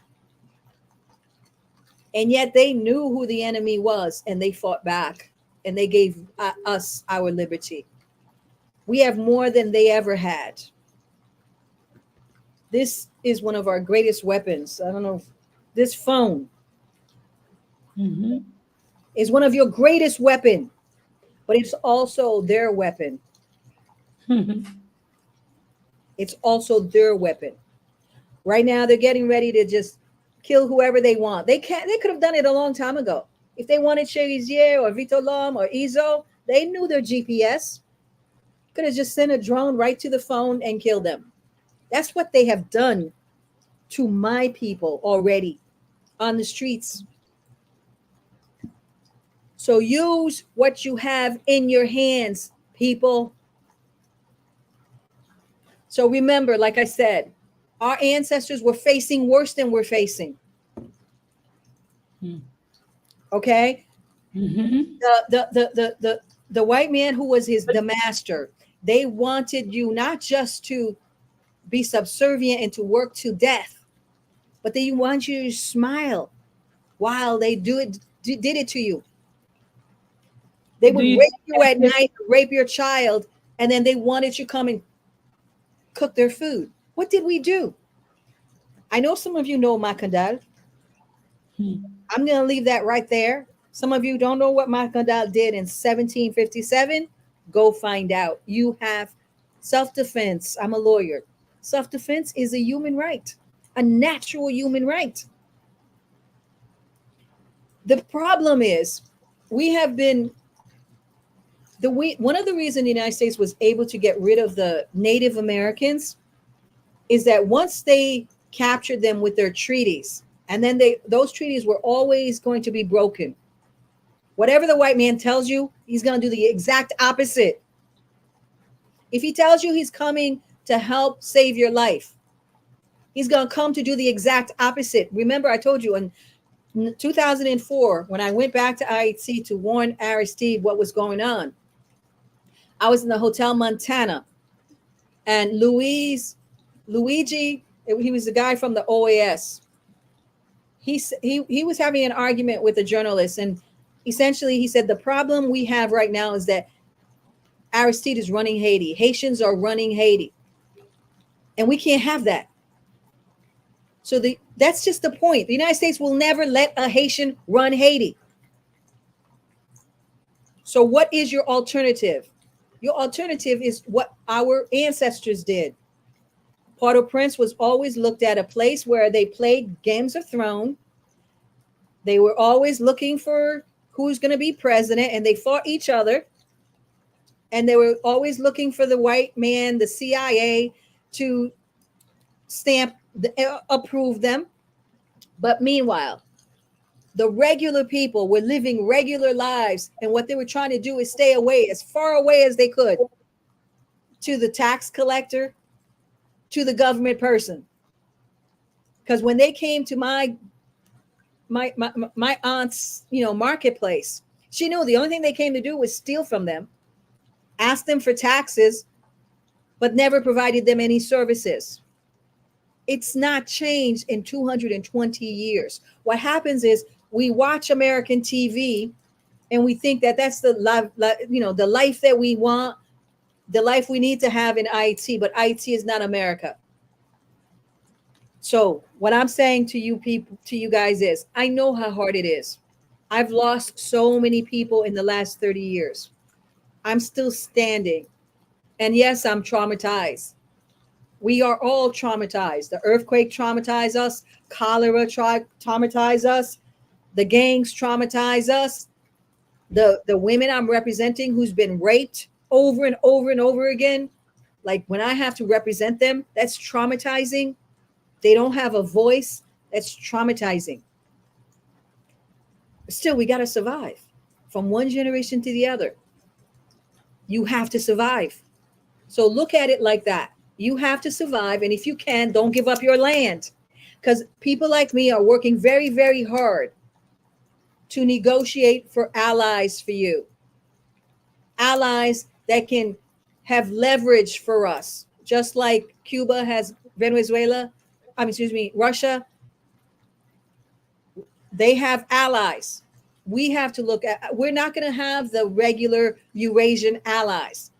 I'll give an example. Right now, what they've done to Haiti, they do in the Congo. The Congo is the richest place, just like Haiti. We have mountains, we have breeze. I have this thing called Èzili Dantò, clean water solar power for Haiti. It was the Hillary and Bill Clinton that tried to destroy that program. But we still did what we could. So no, you have a big enemy. That big enemy does not want you to develop. That big enemy essentially wants you dead. They just want the land. Because remember, Haiti is the old Atlantis. We have pyramids underneath Haiti. In the Bay of Port-au-Prince, Britain lost something like 50,000 soldiers. All their boats are sunk there. These are treasures that we have underneath that water. They want everybody off of that space because they just want their people to come in and take it. Since 1919, the United States knew that we had an oil reserve. They just closed those wells because they say Haitian oil is the reserve of the United States. What we need, the answer, is a generation that loves itself, loves its culture, loves its land, and knows its history. Because it is in your history that you're going to find the answer. Because what you're saying to me right now, Marie, you're saying, hey, listen, we don't see a way out. The only way to see a way out is to understand, what did Brigitte do? What did Abdarayatoya do? What did Dede Magritte do? I'll give you an example of Dede Magritte. Dede Magritte was a Congo woman. She was the descendant of Queen Nzenga in the Congo. When the Queen Nzenga saw these vampires preaching Jesus and learning to love your enemies, while at the same time they were raping children, making people slaves for life. Queen Nzenga said, well, what do they respect? And someone told her the Pope. She says, I want to talk to him. I want to see if I can stop them taking my people into slavery. She eventually did that. That was a thinking woman. She made a deal with the Pope not to enslave her people. But she always knew, just like the Native Americans, just like you all know, whatever the white man says, he's always going to break his word. The Maroons knew that. Dessalines knew that. Toussaint Louverture did not know that. So they killed Toussaint. So what I'm saying to you is, the answer is your own food sovereignty is in your own security. Unfortunately, we are living in a space right now where predators live. Those predators, the people within those predatory spaces are staying there because they're protecting them, but they're paying a price, right? If you're a young man in the area of G9, you're going to pay a price. If you can't get out of there, find a way to survive. And things will get better, but not this year. Things will get better because, listen, November is coming. There might even be a civil war in America if Trump doesn't win. Okay? Because they're having a civil war right now. It's just they're doing it through the courts. They're at war in Ukraine. They're at war. So the U.S. probably can't afford to do the depopulation that it wants to do. That's why it wants to bring people who already have pathologies, like people like the policemen from Benin or the policemen from, because they're already corrupt. They just want to bring you more corruption. I'm fighting it. Free Haiti movement is fighting that. So what is the answer? Well, we hope, and I hate that word hope, because you have to have leverage. Okay? If you don't have leverage, hope is just a wish. So Cuba has stayed in existence, but its only leverage is the nuclear power of the United States, of Russia. We're not going to get that because we're Black. And Russia wants things in Africa. And it knows that if Haiti is free, Africa is free. So the U.S. has to hold us so that nobody is free. But we will free ourselves, because I did not come here to lose. I promise you that. Awesome. And so I did not come here to lose. I'm asking for Dantò to rise. What is Dantò? I tell you, Queen Nzenga was a warrior for her people. She wanted to stop the slave trade. So she made a deal with the Pope to convert her whole entire Congo into Christians. But it was pretend. She used the confessionals as a spy network. When eventually, for years, for maybe like for 30 to 50 years, she did find some peace. But by the time 1791 came along, they had reconquered the Congo, right? And they were sending Congolese into slavery into Haiti. When they got to Haiti, they were already Christians. There was a church, Notre Dame Church. It still exists in Cap-Haïtien. After they were raped and they had children who were sold X, Y, and Z, right? These women became valuable to the slave holders because they were healers. So in the slavetocracy, the highest male position was the overseer, the commander. The highest female position was hospitalier. They each of the plantation had a little hospital, a little clinic, because they would just beat you and get you pregnant. And so these women became healers because they knew they were not just warriors. Abdaraya Toya was a hospitalier. She helped deliver Jean-Jacques Dessalines, some say, right? And then the mother died, and she raised that man, showed him how to fight the Dahomean elite way. Well, the women in the Congo, they were in that church, but they did not use that church to turn the other cheek. They used that church to create a community that protected itself against rapists. They were the Dantòs. When they went to meet Mambo Inan at her place, they helped create the plan for the Haitian Revolution. The overseers, like Bookman was he was a commandeur. He used to whip people for the white man. But on Sunday, they let him go to church. And on Sunday, he went to that church, and they thought he was just praying to their gods. But he was meeting with the Congo women. And one day they got up and they said, coupe tete, boule kai, and it was all over because the white man wasn't expecting it. He thought they were subservient. He thought they were praying to this white Jesus, the one that said slavery was okay and you had to obey your master. They learned from Queen Nzinga. You tell him what he wants to know, but you move forward with your revolution. If those 9-headed snake that Caracal put together still have some Dessalines blood in them, they're going to tell the white man what he needs to know. And they'll continue to protect their people. But have they protected the people? Can Guy Philippe stop Vivre Ensemble from killing? And if they can, why hasn't he done it yet? I'm asking you, Guy Philippe.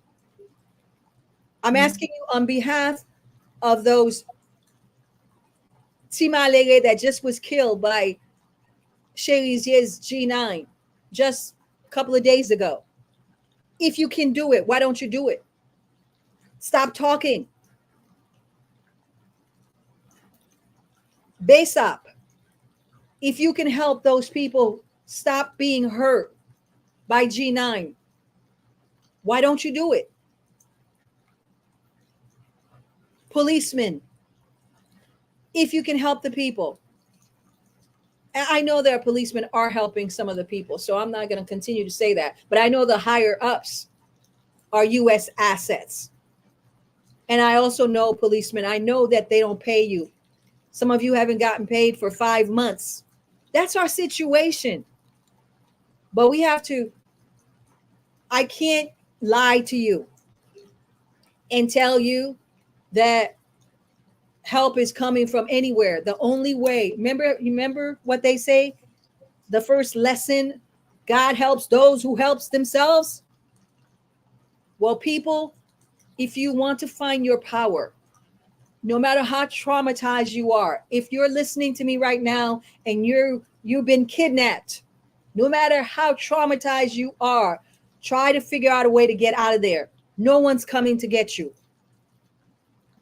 At least try. If you're going to have to die, then die on your feet, Haitien. And the more of you that do that, there's going to be an energy that's going to come. Listen, I'm here because I fought back. I'm here 35 years later because I did not let Haiti kill me. When there was no one there to fight for me, I fought for myself.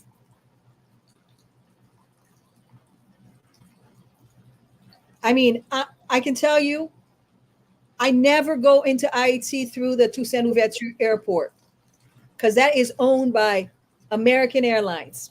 And as soon as they see my name, they start calling the Haitian oligarchs who have promised to kill me. And I have been held in a room and kept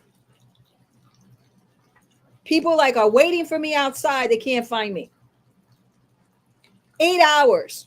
And you know who they have in front of me? The very people I'm trying to help. SEMO or policemen with cargoes on to intimidate me. But when I'm in it, I fight back. I don't actually feel the trauma until like I'm out of it.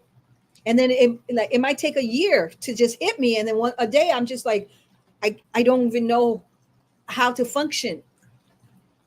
So I'm telling you, I've experienced trauma in Haiti. But you must keep going, and don't be stupid. Don't put your, like, I'm not ever gonna land if somebody asks, if somebody asks me, when was the last time I'm in Haiti, you really think I'm gonna tell them? Or how I get in, do you think I'm gonna tell them? I'm not gonna make it easy for my enemies. So what I'm saying to you is, it's hard.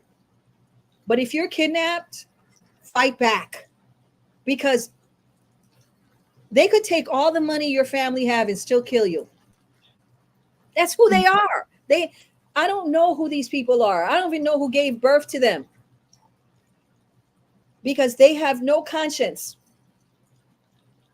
So I've said to people, for me, I think it's a chemical thing. Some of those 9 people, I don't even know if those are real. Like, they make no sense. They could be clones. America could do whatever they want. Like, ouverzienu, okay? There is relief coming. I promise relief is coming. But the only relief that you're going to get now, or even the one that's coming, is, you see, Marie, you're doing something. In the reason I came on your platform is because you're doing something. It's in the action that you're going to find the answer. It's not intellectual. It's not me telling you it. It's in the action. Be courageous, Marie. Act. I don't care who your God is. If it comes from the inside and it's true. Remember what in the beginning of the Haitian Revolution, I teach this. Bookman said, the white man's God wants to commit crime. The God within me wants to do good. Okay. Now, I have the luxury of a Western bought education, and I've traveled the world. So I know I don't have to take his God, because I know the God within me wants to do good. I know I come from a people who are good. My parents were good. They worked 3-4 jobs so that I can be where I am today. They're good people. No one's going to tell me that Haitian doesn't exist, because I know it does. That's the Haitian I want to see. I'm looking for my mother, my father, those Haitian that worked so hard, brought all their family to America, did all they could to give them a way to be. My parents did not want me to do this. They didn't want me to spend 35 years in Haiti. It's like, we didn't get you out of there so you can go back. Mm-hmm. You understand? But we all have our mission and our destiny. This is my destiny. Haitien, hear me. My name is Èzili Dantò. Haiti Paperi. My name is Èzili Dantò, and I want you to know that the women of the Haitian Revolution who had been raped, who had 6, 7, 8 children taken away from them, they still fought back. They fought back. They did Bokai Mabu Inan.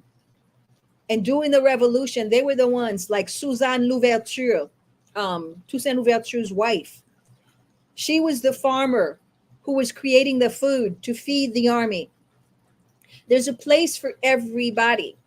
Not everybody could do what I do. Not everybody can look at the job and not become job. Mm-hmm. You understand? Because a lot of people, a lot of those 9 people you see over there, they looked at job and became job. I'm telling you, the goal is got a job, but don't become job. But you have to see him. If you don't see him, you're not going to see he's coming. Mm-hmm. So Haitian, your ancestors dealt with much more. They went through a lifetime of abuse and rape. But yet, when they were free, they didn't go live in retirement somewhere in the mountains with the Maroons. They stayed in Notre Dame and they educated women like Cécile Fatima, women like Marie-Louise Quadavid, who became Henri Christophe's wife. Those women of the Haitian Revolution were taught by these Congolese women, Mbai Toya, when they went to war. And I'm telling you this right now, don't hide your child from this. A family went to war. Your whole family has to go to war right now. Because if you have children in Haiti, they're the ones that are suffering. They have to know we have to fight back. If for instance, you're living in the area of GPEP or G9 or any of them, okay? You know you have to have a particular protocol in order to live. You don't have to tell people who and what you are, because that's not self-defense. Self-defense is making the smartest choices you can without hurting people as much as you can. I have had to make some hard choices. You know, you're going to have to make some hard choices. So food sovereignty is very important. I don't care, even if you're living in the heart of an urban area. Okay, you can find occasion tite pour faire manger. Like, do it. Like, the earth is free in Haiti, people. Find it. Fronti jardin n'importe kotoye. Like, who's stopping you from doing that? Même si ou lan territoire moun kap tuye l'autre moun, right? Ou chercher terre, ou chercher son café pour ka bay petit la un petit patate. Pour ka bay petit la, you've got to do it. Yeah. And you have a telephone. Si ou ap chercher de l'eau, ou bagay jwenn de l'eau, right? Ou ka mon téléphone a ka montre ki son café pour sou jwenn de l'eau ali sal pour filter it. Like, you can learn this now. How to use sand, regular sand, to filter water. Or how to find the spring in a particular topography. Nobody, and if you're like a Haitian who can't go to school right now, but you've already done like your major courses and you can speak maybe some English, there are courses right now that you can take. And I'm going to offer this. Like, I don't offer money to any Haitians anymore, but I can offer to give you information to where you can find the resources to learn another language. I can offer to help you keep your battery charged so that you will learn another language. And once you learn another language, you can find a job anywhere in the world and still sit in the mountain of Haiti. How long have I been saying this? I'll give you a place right now called Saylor, SAYLOR.org, where you can actually get a degree in a scholarship. All you have to do is put an application in. Listen, people, you have to help yourself. What I have found is if I just every month send money to a group of people, why? But if they have a project that we can invest in, then we want to do that. We want you to invest in yourself so that you can make a living for yourself. Like I was telling Marie, one of the things I'm known for is where are Haiti's resources, right? And the other day, Marie helped me, right? Because I'm an old woman, sometimes I don't even know how to use all this internet stuff. Oh. and I had sent something to her on WhatsApp. I was like, I want to bring down this audio because I want to, within 2 minutes, she did that. That's a skill, Marie. Thank you. This is what I'm saying. These are skills. And with those skills that you have, you can help other people and have them pay something for it. I'm willing to pay for what I want to know that I don't know. Marie was like, "Oh, do you have Telegram?" I'm like, "I have Telegram, but I never use it."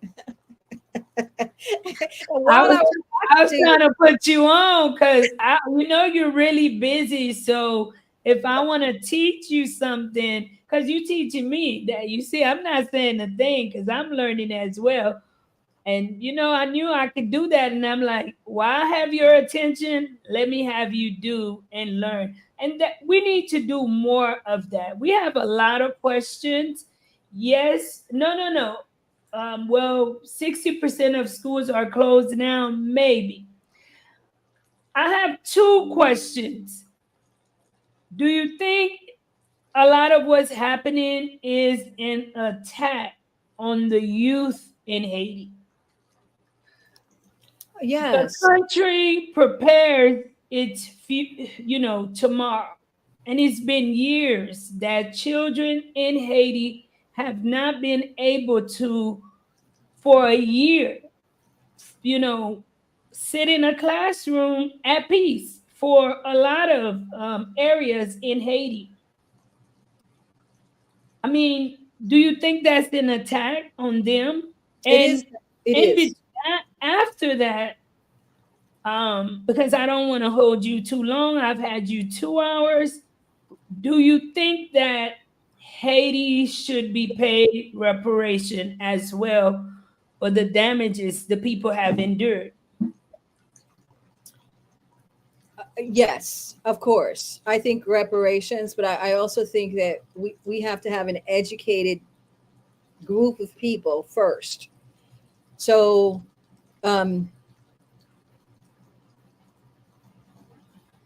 we need at least 5% of the population to know who and what they are and to love Haitian, being Haitian culture.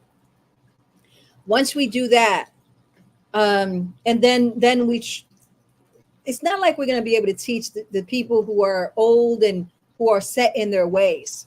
It has to be the next generation. So for me, technology is the answer. Learning how to reverse engineer something, like I was saying, like if I have Èzili Dantò clean water solar power, okay, we need fuel in order to industrialize or get a country to have some infrastructure. You need fuel. Okay, the other day in you guys go to my IG, you could see the thing that Marie helped, right? So one of the things we need Haitian to be very cognizant of what's under their feet. I'm asking you to learn what is under your feet. I'm asking you to study where you are. I'm asking you to know where Cuba is, Nicaragua is, Venezuela is, and Colombia is, because where you are is why why are you in this problem? Okay, the Biden program is only between Cuba, Nicaragua, Venezuela, and Haiti. Those are the 4. And each one of those people, except for Haiti, has Russia. So the United States wants to destabilize that country by brain drain. So even as the United States is saying to you that they want to bring in a policeman from elsewhere, even as they're saying that, the Biden program is taking out policemen. Even as they know that you need teachers. So who's going to the Biden program? Normally people who actually have a little resource, have someone who can do their paperwork, or they can do their paperwork. So there is a brain drain going on, right? That's an attack on a society, the destabilization, right? the people leaving, they don't understand how valuable their land is. So I'm asking those of you who have to be in Haiti, especially in those areas that are so dangerous right now, at least find out what is around you, why they're moving you. Learn that. And then once you learn that, for instance, lithium, learn what lithium is. I have no idea how to say it in no Creole, okay? But Lithium. Lithium. Lithium is a mineral that's in Haiti, in those rocks. If you have a moped and you have no gas, if you know how to make a solar panel and you have a lithium rock, you can make a battery and it could run. The United States, Kunya, yo ba nou vive ensemble capturer moun yo. I'm sorry.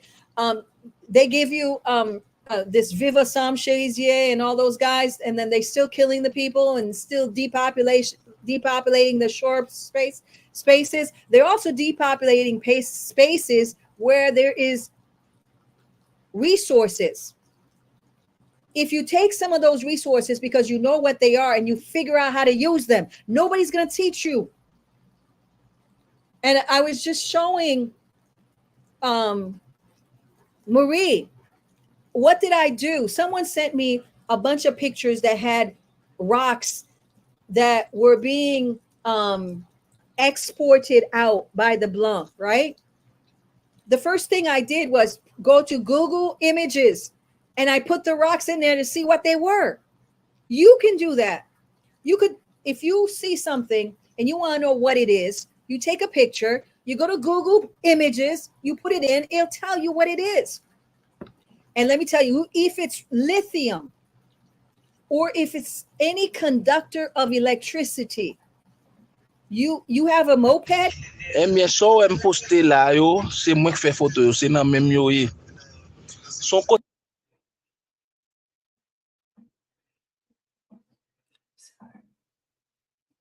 ba la men, gen le gon équipe blanc ka boté yo, pa bande pa paquet al mette sous bateau. Son ti partner k'ap travail blanc yo, monsieur sombre jen. Monsieur ap travail blanc yo. Please excuse me. I apologize. I went and searched for the video and I just ended up sharing it. Excuse me. No, that was good. That was good. I wanted you to continue. It's good. Okay, let me share it then. Let me share it. It was good. Yo, so poste la yo, c'est moi qui fais photo yo, c'est nan même yo yi. Son côté sous tabac la men, gen le gon équipe blanc ka boté yo, pa bande pa paquet al mette sous bateau. Son ti partner k'ap travail blanc yo, monsieur sombre jen. Monsieur ap travail blanc yo. Et monsieur qui tout temps a boté yo al mette sous bateau, qu'on a suivi blanc yo, le prend ça yo, mette non boîte li pote ba l'autre partner. Alors li prend yo pote ba partner nan. Dis partner nan comme c'est artiste yo gen doit besoin yo soit font bijou soit faire on bagay quelconque. Li pote yo ba partner nan, les partner nan relim nan regarder papa gen la do bon lo yo oui men. Gen la do qui clairé on ba kon si c'est argent ou bien ça lia mais gen la do base moi ba kon si c'est l'or blanc ba connait mais gen la do de pour paraître so bon lo yo. Bon bout monsieur casse le fait de pile bagay on pile lui même et ti partner a dit moi ça que pas jouer plusieurs machines lui blanc plein al mettre dans bateau men là sous tabac là men nèg yo a beauté ressources nous là oui men là. So yeah, you see this stuff, okay? That's what I did, and I found he's right. You know, he was saying that one of them was very shiny and it looked like there was gold in there. I compared it to a whole bunch of others and there was gold in there and silver in there. So what's underneath your feet, the reason why they're killing you is because of what's underneath your feet. But pa gen moun kap djou. Me ou gen téléphone. Pren téléphone nan. Put it in Google's Images. And then figure out women, mabdi nou haïtien, okay? By example, Mwen di, mgon ba mta eme fe, se bay Haiti électricité, right? Mais on connaît, nous gen pile ennemi qui pa vle nous faire ça. Mwen gen deux villages que m'te commencé. M'a continuer travail sur ça. Même connaît gen un pile jeune homme qui gen moped. OK? Ou quand même faire un moped avec électricité. Toute information ça dans ça. You have all the information. C'est où pour le faire pour tête ou. Imaginez, si vous commencez à apprendre qui gens pour faire un solar panel avec une batterie rechargement, avec wash style qui gagne lithium là-dedans, là, vous apprendre qui gens pour faire.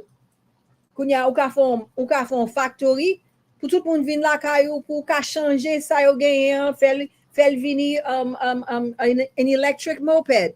That way, the moun oligarchie yo, bijou, tout moun sa yo qui prend pétrole là, faire payer pour lui là X Y kounya ou une façon pour aider tout. Like c'est ça Taiwan te fait, c'est ça Chinois te fait. Les Chinois where America gagne une machine. She ordered one, right? That veut kounya li retire le pat à pat pour jusque qu'ils en connaissent pour refaire. Avec kounya là le fait plus bien. Avec kounya c'est nous capable acheter machine dans les Chinois. Or la Chine, excuse me. You understand? What I'm saying is we have to use our brains, and especially in technology. Et organisation PAMNA, Èzili Network, soit font ba important comme ça, n'a cherché edo. Mais soit on est venu, on a besoin l'argent parce que crise, déjà fait ça toute vie, moi. You know, but we want to support moun qui intelligent like Marie, qui en Haïti, qui a fait ça la faire. Est-ce que vous comprenez? La porter information bah nous que nous pas joindre dans l'autre côté. La bah nous une plateforme pour nous faire communauté. Ça sont communauté. Mais qu'on y a nous qu'a ajouté communauté libérée Haïti. Et si Marie dit moi même parce que Marie déjà dit moi l'école. Nous pourrons chercher supporter l'école là parce que nous connaît Marie. That's how it works. The person you know, you help that person. Each one teach one. You know, you know, that's how it works. You know, I'm going to promise you right now, Marie, with your school, you tell us, you know, napedos jano capable. Merci. Ma partager information avec vous à soir et ou à garder. Merci en pile. Est-ce que, do you have any last words? Because I've kept you up 2 hours. I doubled it on you. Did I answer all your people's questions? Well, you have so many questions. Like, how many can you take? Because I just don't want to, because I know you have to work and you have so much to do. Okay. We have a few questions in the chat. You tell me 1 or 2, and then we'll see what we can do.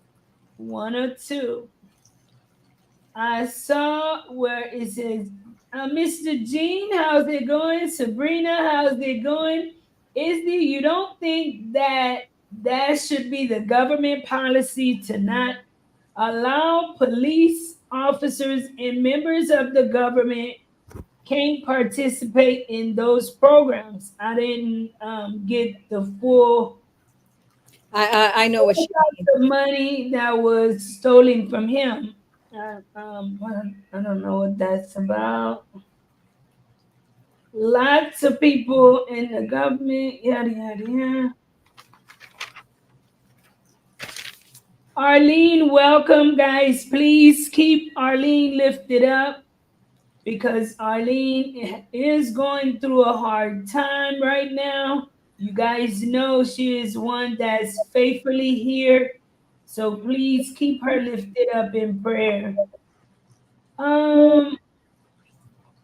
Did you answer about reparations? I think I did. I don't think we're going to, even if we got reparations right now, we don't have the right government that's going to do it fairly to the people. I think we need another generation of Haitians who are about community, because I say this to African Americans too. If they gave reparations to African Americans in like a dollar figure, they would take it back in a minute, because we don't really even know what to do with money right now. We would, go buy cars and not anything that would be self-sustaining. I think it's right now they owe us more than $21 billion, but France is not going to give it to you. If they tell you they're going to give it to you, it's because they want something from you. Remember, the white man doesn't do anything unless it's in his interest. So for me, here's the reparation I would like to give my people. Gilbert Bijou is the most powerful, wealthy Syrian Lebanese person in Haiti. His Port Lafitte, if you look at the map, his port is bringing stuff to Ezo. Ezo's right there in the north, in the south. Okay, right where Port Varese is. So for me, if I had resources, I would sue the Bijou family and every single one of the families and people who have legitimately been sanctioned for financing gangs. And then I would get a judgment, and that judgment would go to all the victims of the gangs. And I would take Port Lafitte, and I would take Dasserie d'Haïti, which is this company, which makes about $2 billion a year out of Haiti, taking out our lumber and steel. That's what I would do, because I know who the victims are, right? We know who the victims are, like in Carrefour and different areas, La Saline. If I sued these oligarchs and then I subpoenaed, like I said, the information that Canada has and all the people that said that they're financing gangs, and I got the details and put a lien on his $1 billion house in Miami, that I could do. The thing is resources. I don't have that kind of resources anymore. But yeah, if there was enough Haitians that got together for that, we could do that. I do believe that a good government will nationalize the ports. They should not be privatized to the oligarchs. Would also nationalize all the consulates. All the consulates in Haiti belong to one of the families. And that's your government.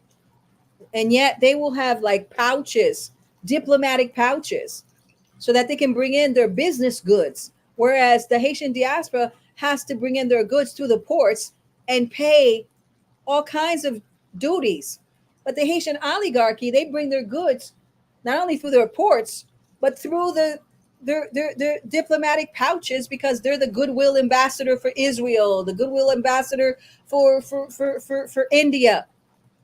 We need to get rid of that. Here's my solution.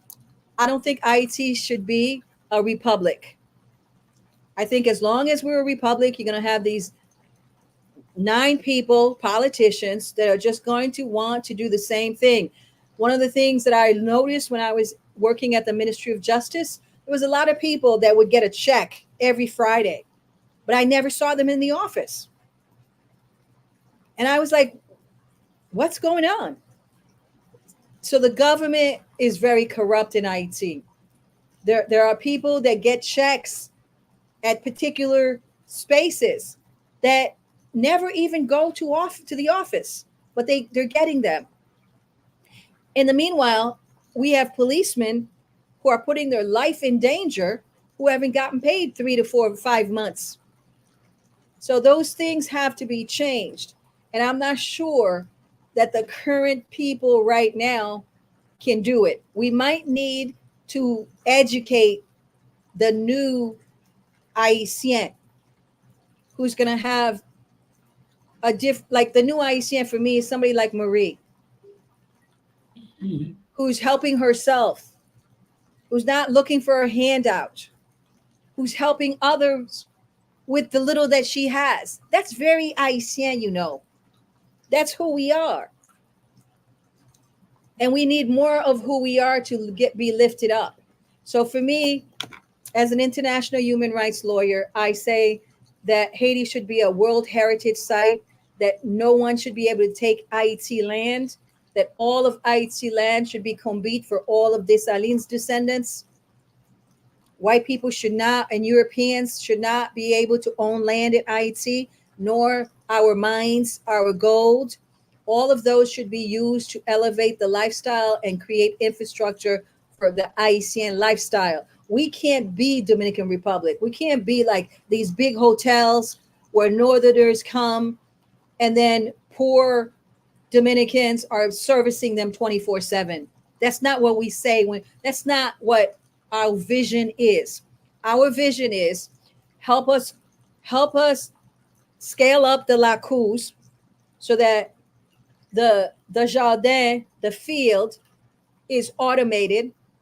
It has irrigation. 3 people can push a button and the water will come up and do what it needs to do. Another person push another button, and like a regular farm in America, the indigenous seed is planted. We don't have to do all this hard work because we're going to have Haitian children who are going to learn what modernization is, and is going to personalize it to what we already have. And then we can ask people to come and see our beautiful laku, our beautiful drummers, our beautiful travail nap travail. Right now, everybody knows May is Agriculture Day. And Dessalines said in his article in the 1805 Constitution, which I urge every Haitian to read, because it says, what is a good man? A good Haitian is a good husband, a good father, a good husband, a good father, a good good husband, good, like I forgot. I have to read it. There's 5 things, but above all, it says that a good Haitian is a good soldier, right? So you can just look up the 1805 Constitution, and are those people on the streets killing people? Are they that? Are they a good father, a good husband, a good? Are they that? No. And in his Constitution, he said that the art of agriculture is the highest, most honorable art that there is. You understand? So we need to honor that Constitution. That's what I'm going to leave you with. I want every Haitian to know what a good father, all of that. Okay, that's what a good man is. And so it says, it's Article 1. No person is worth being a Haitian who is not a good father, a good son, a good husband, and above all, a good soldier. So teach that to your children. A good father, a good son, a good husband. And reversed it for the woman, same thing, right?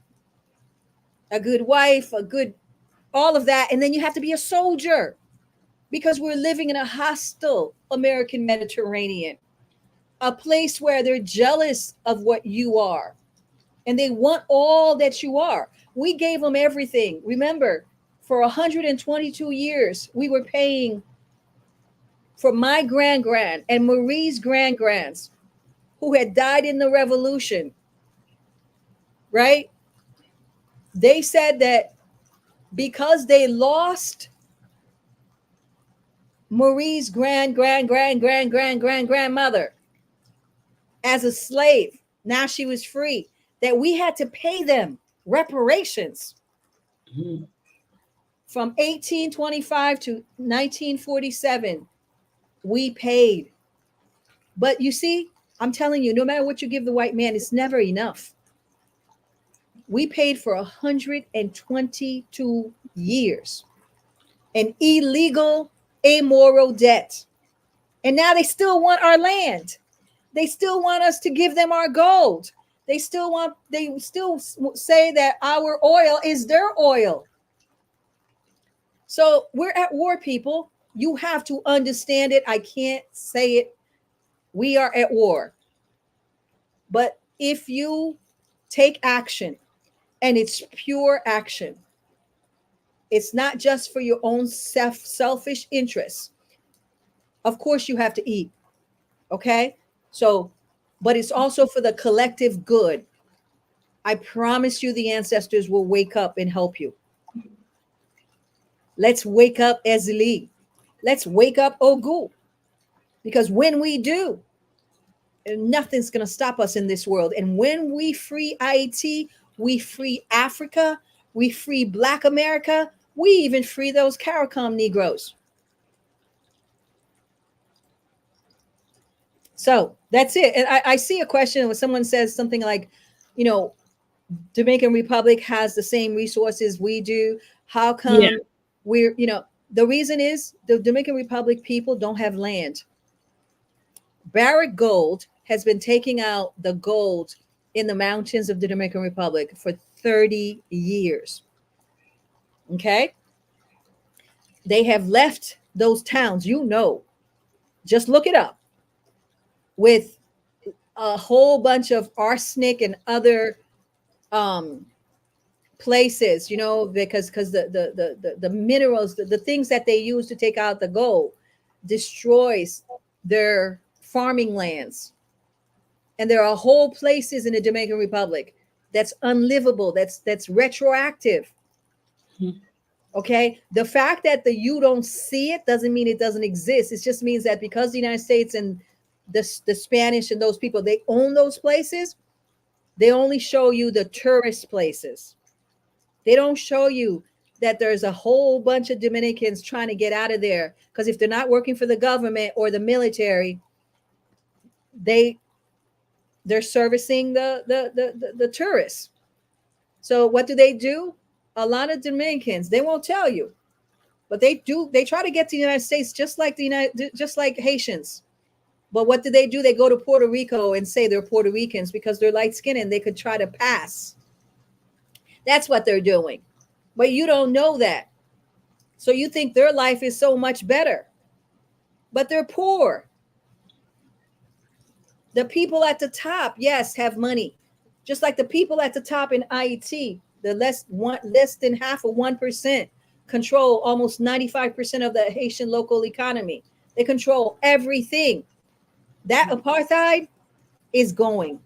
And if somebody tells me he's a revolutionary, but he's not trying to change the economic distribution in Haiti and not trying to destroy the apartheid, then they're not revolutionary.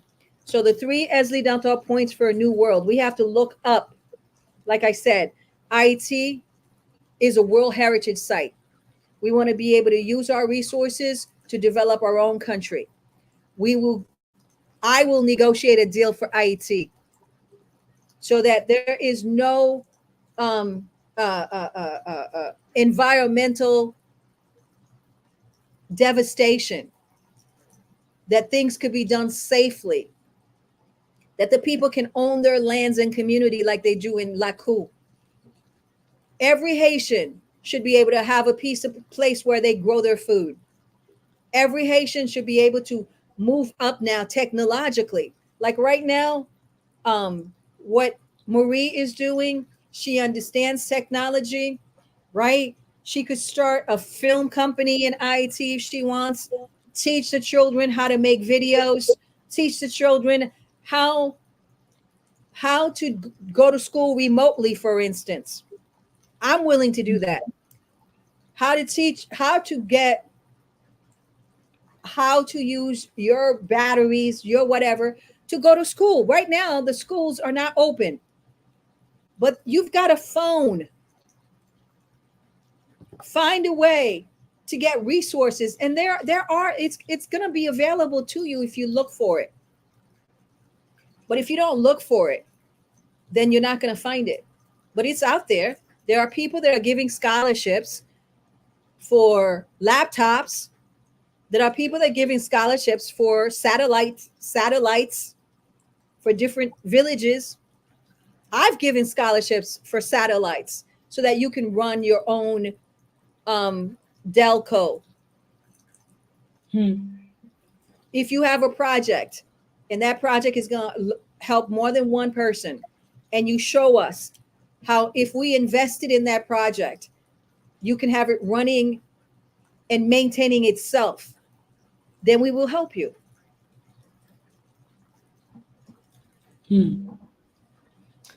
Well, I want to thank you so much for coming on Life in Haiti. I really wanted us to focus on the youth as well next time, because we've been on, and I don't want to hold you too long, and I also want to make this long enough so the people that will be watching afterwards would patiently watch it and learn from it. I want to tell you thank you so much, Miss Dantò. We will stay in touch. I'll be in touch definitely, and you have a blessed night. Thank you everyone. Thank you for coming on. Guys, I want to tell you guys, thank you so much for joining me live tonight with Miss Dantò. Leave me a comment below. Let me know what you guys think about some of the things she was saying. I want to give a huge shout out to my little nephew, Jeremiah. Jeremiah, I just want to wish you a happy birthday, baby, all the way from Haiti. And he love you so much. And I wish you many more. So thank you guys so much. Leave me a comment. Let me know what you guys think. Don't forget, kindly like, share, definitely subscribe to the channel. Leave some comments. We will invite Miss Dantò back, definitely. You guys have a blessed one.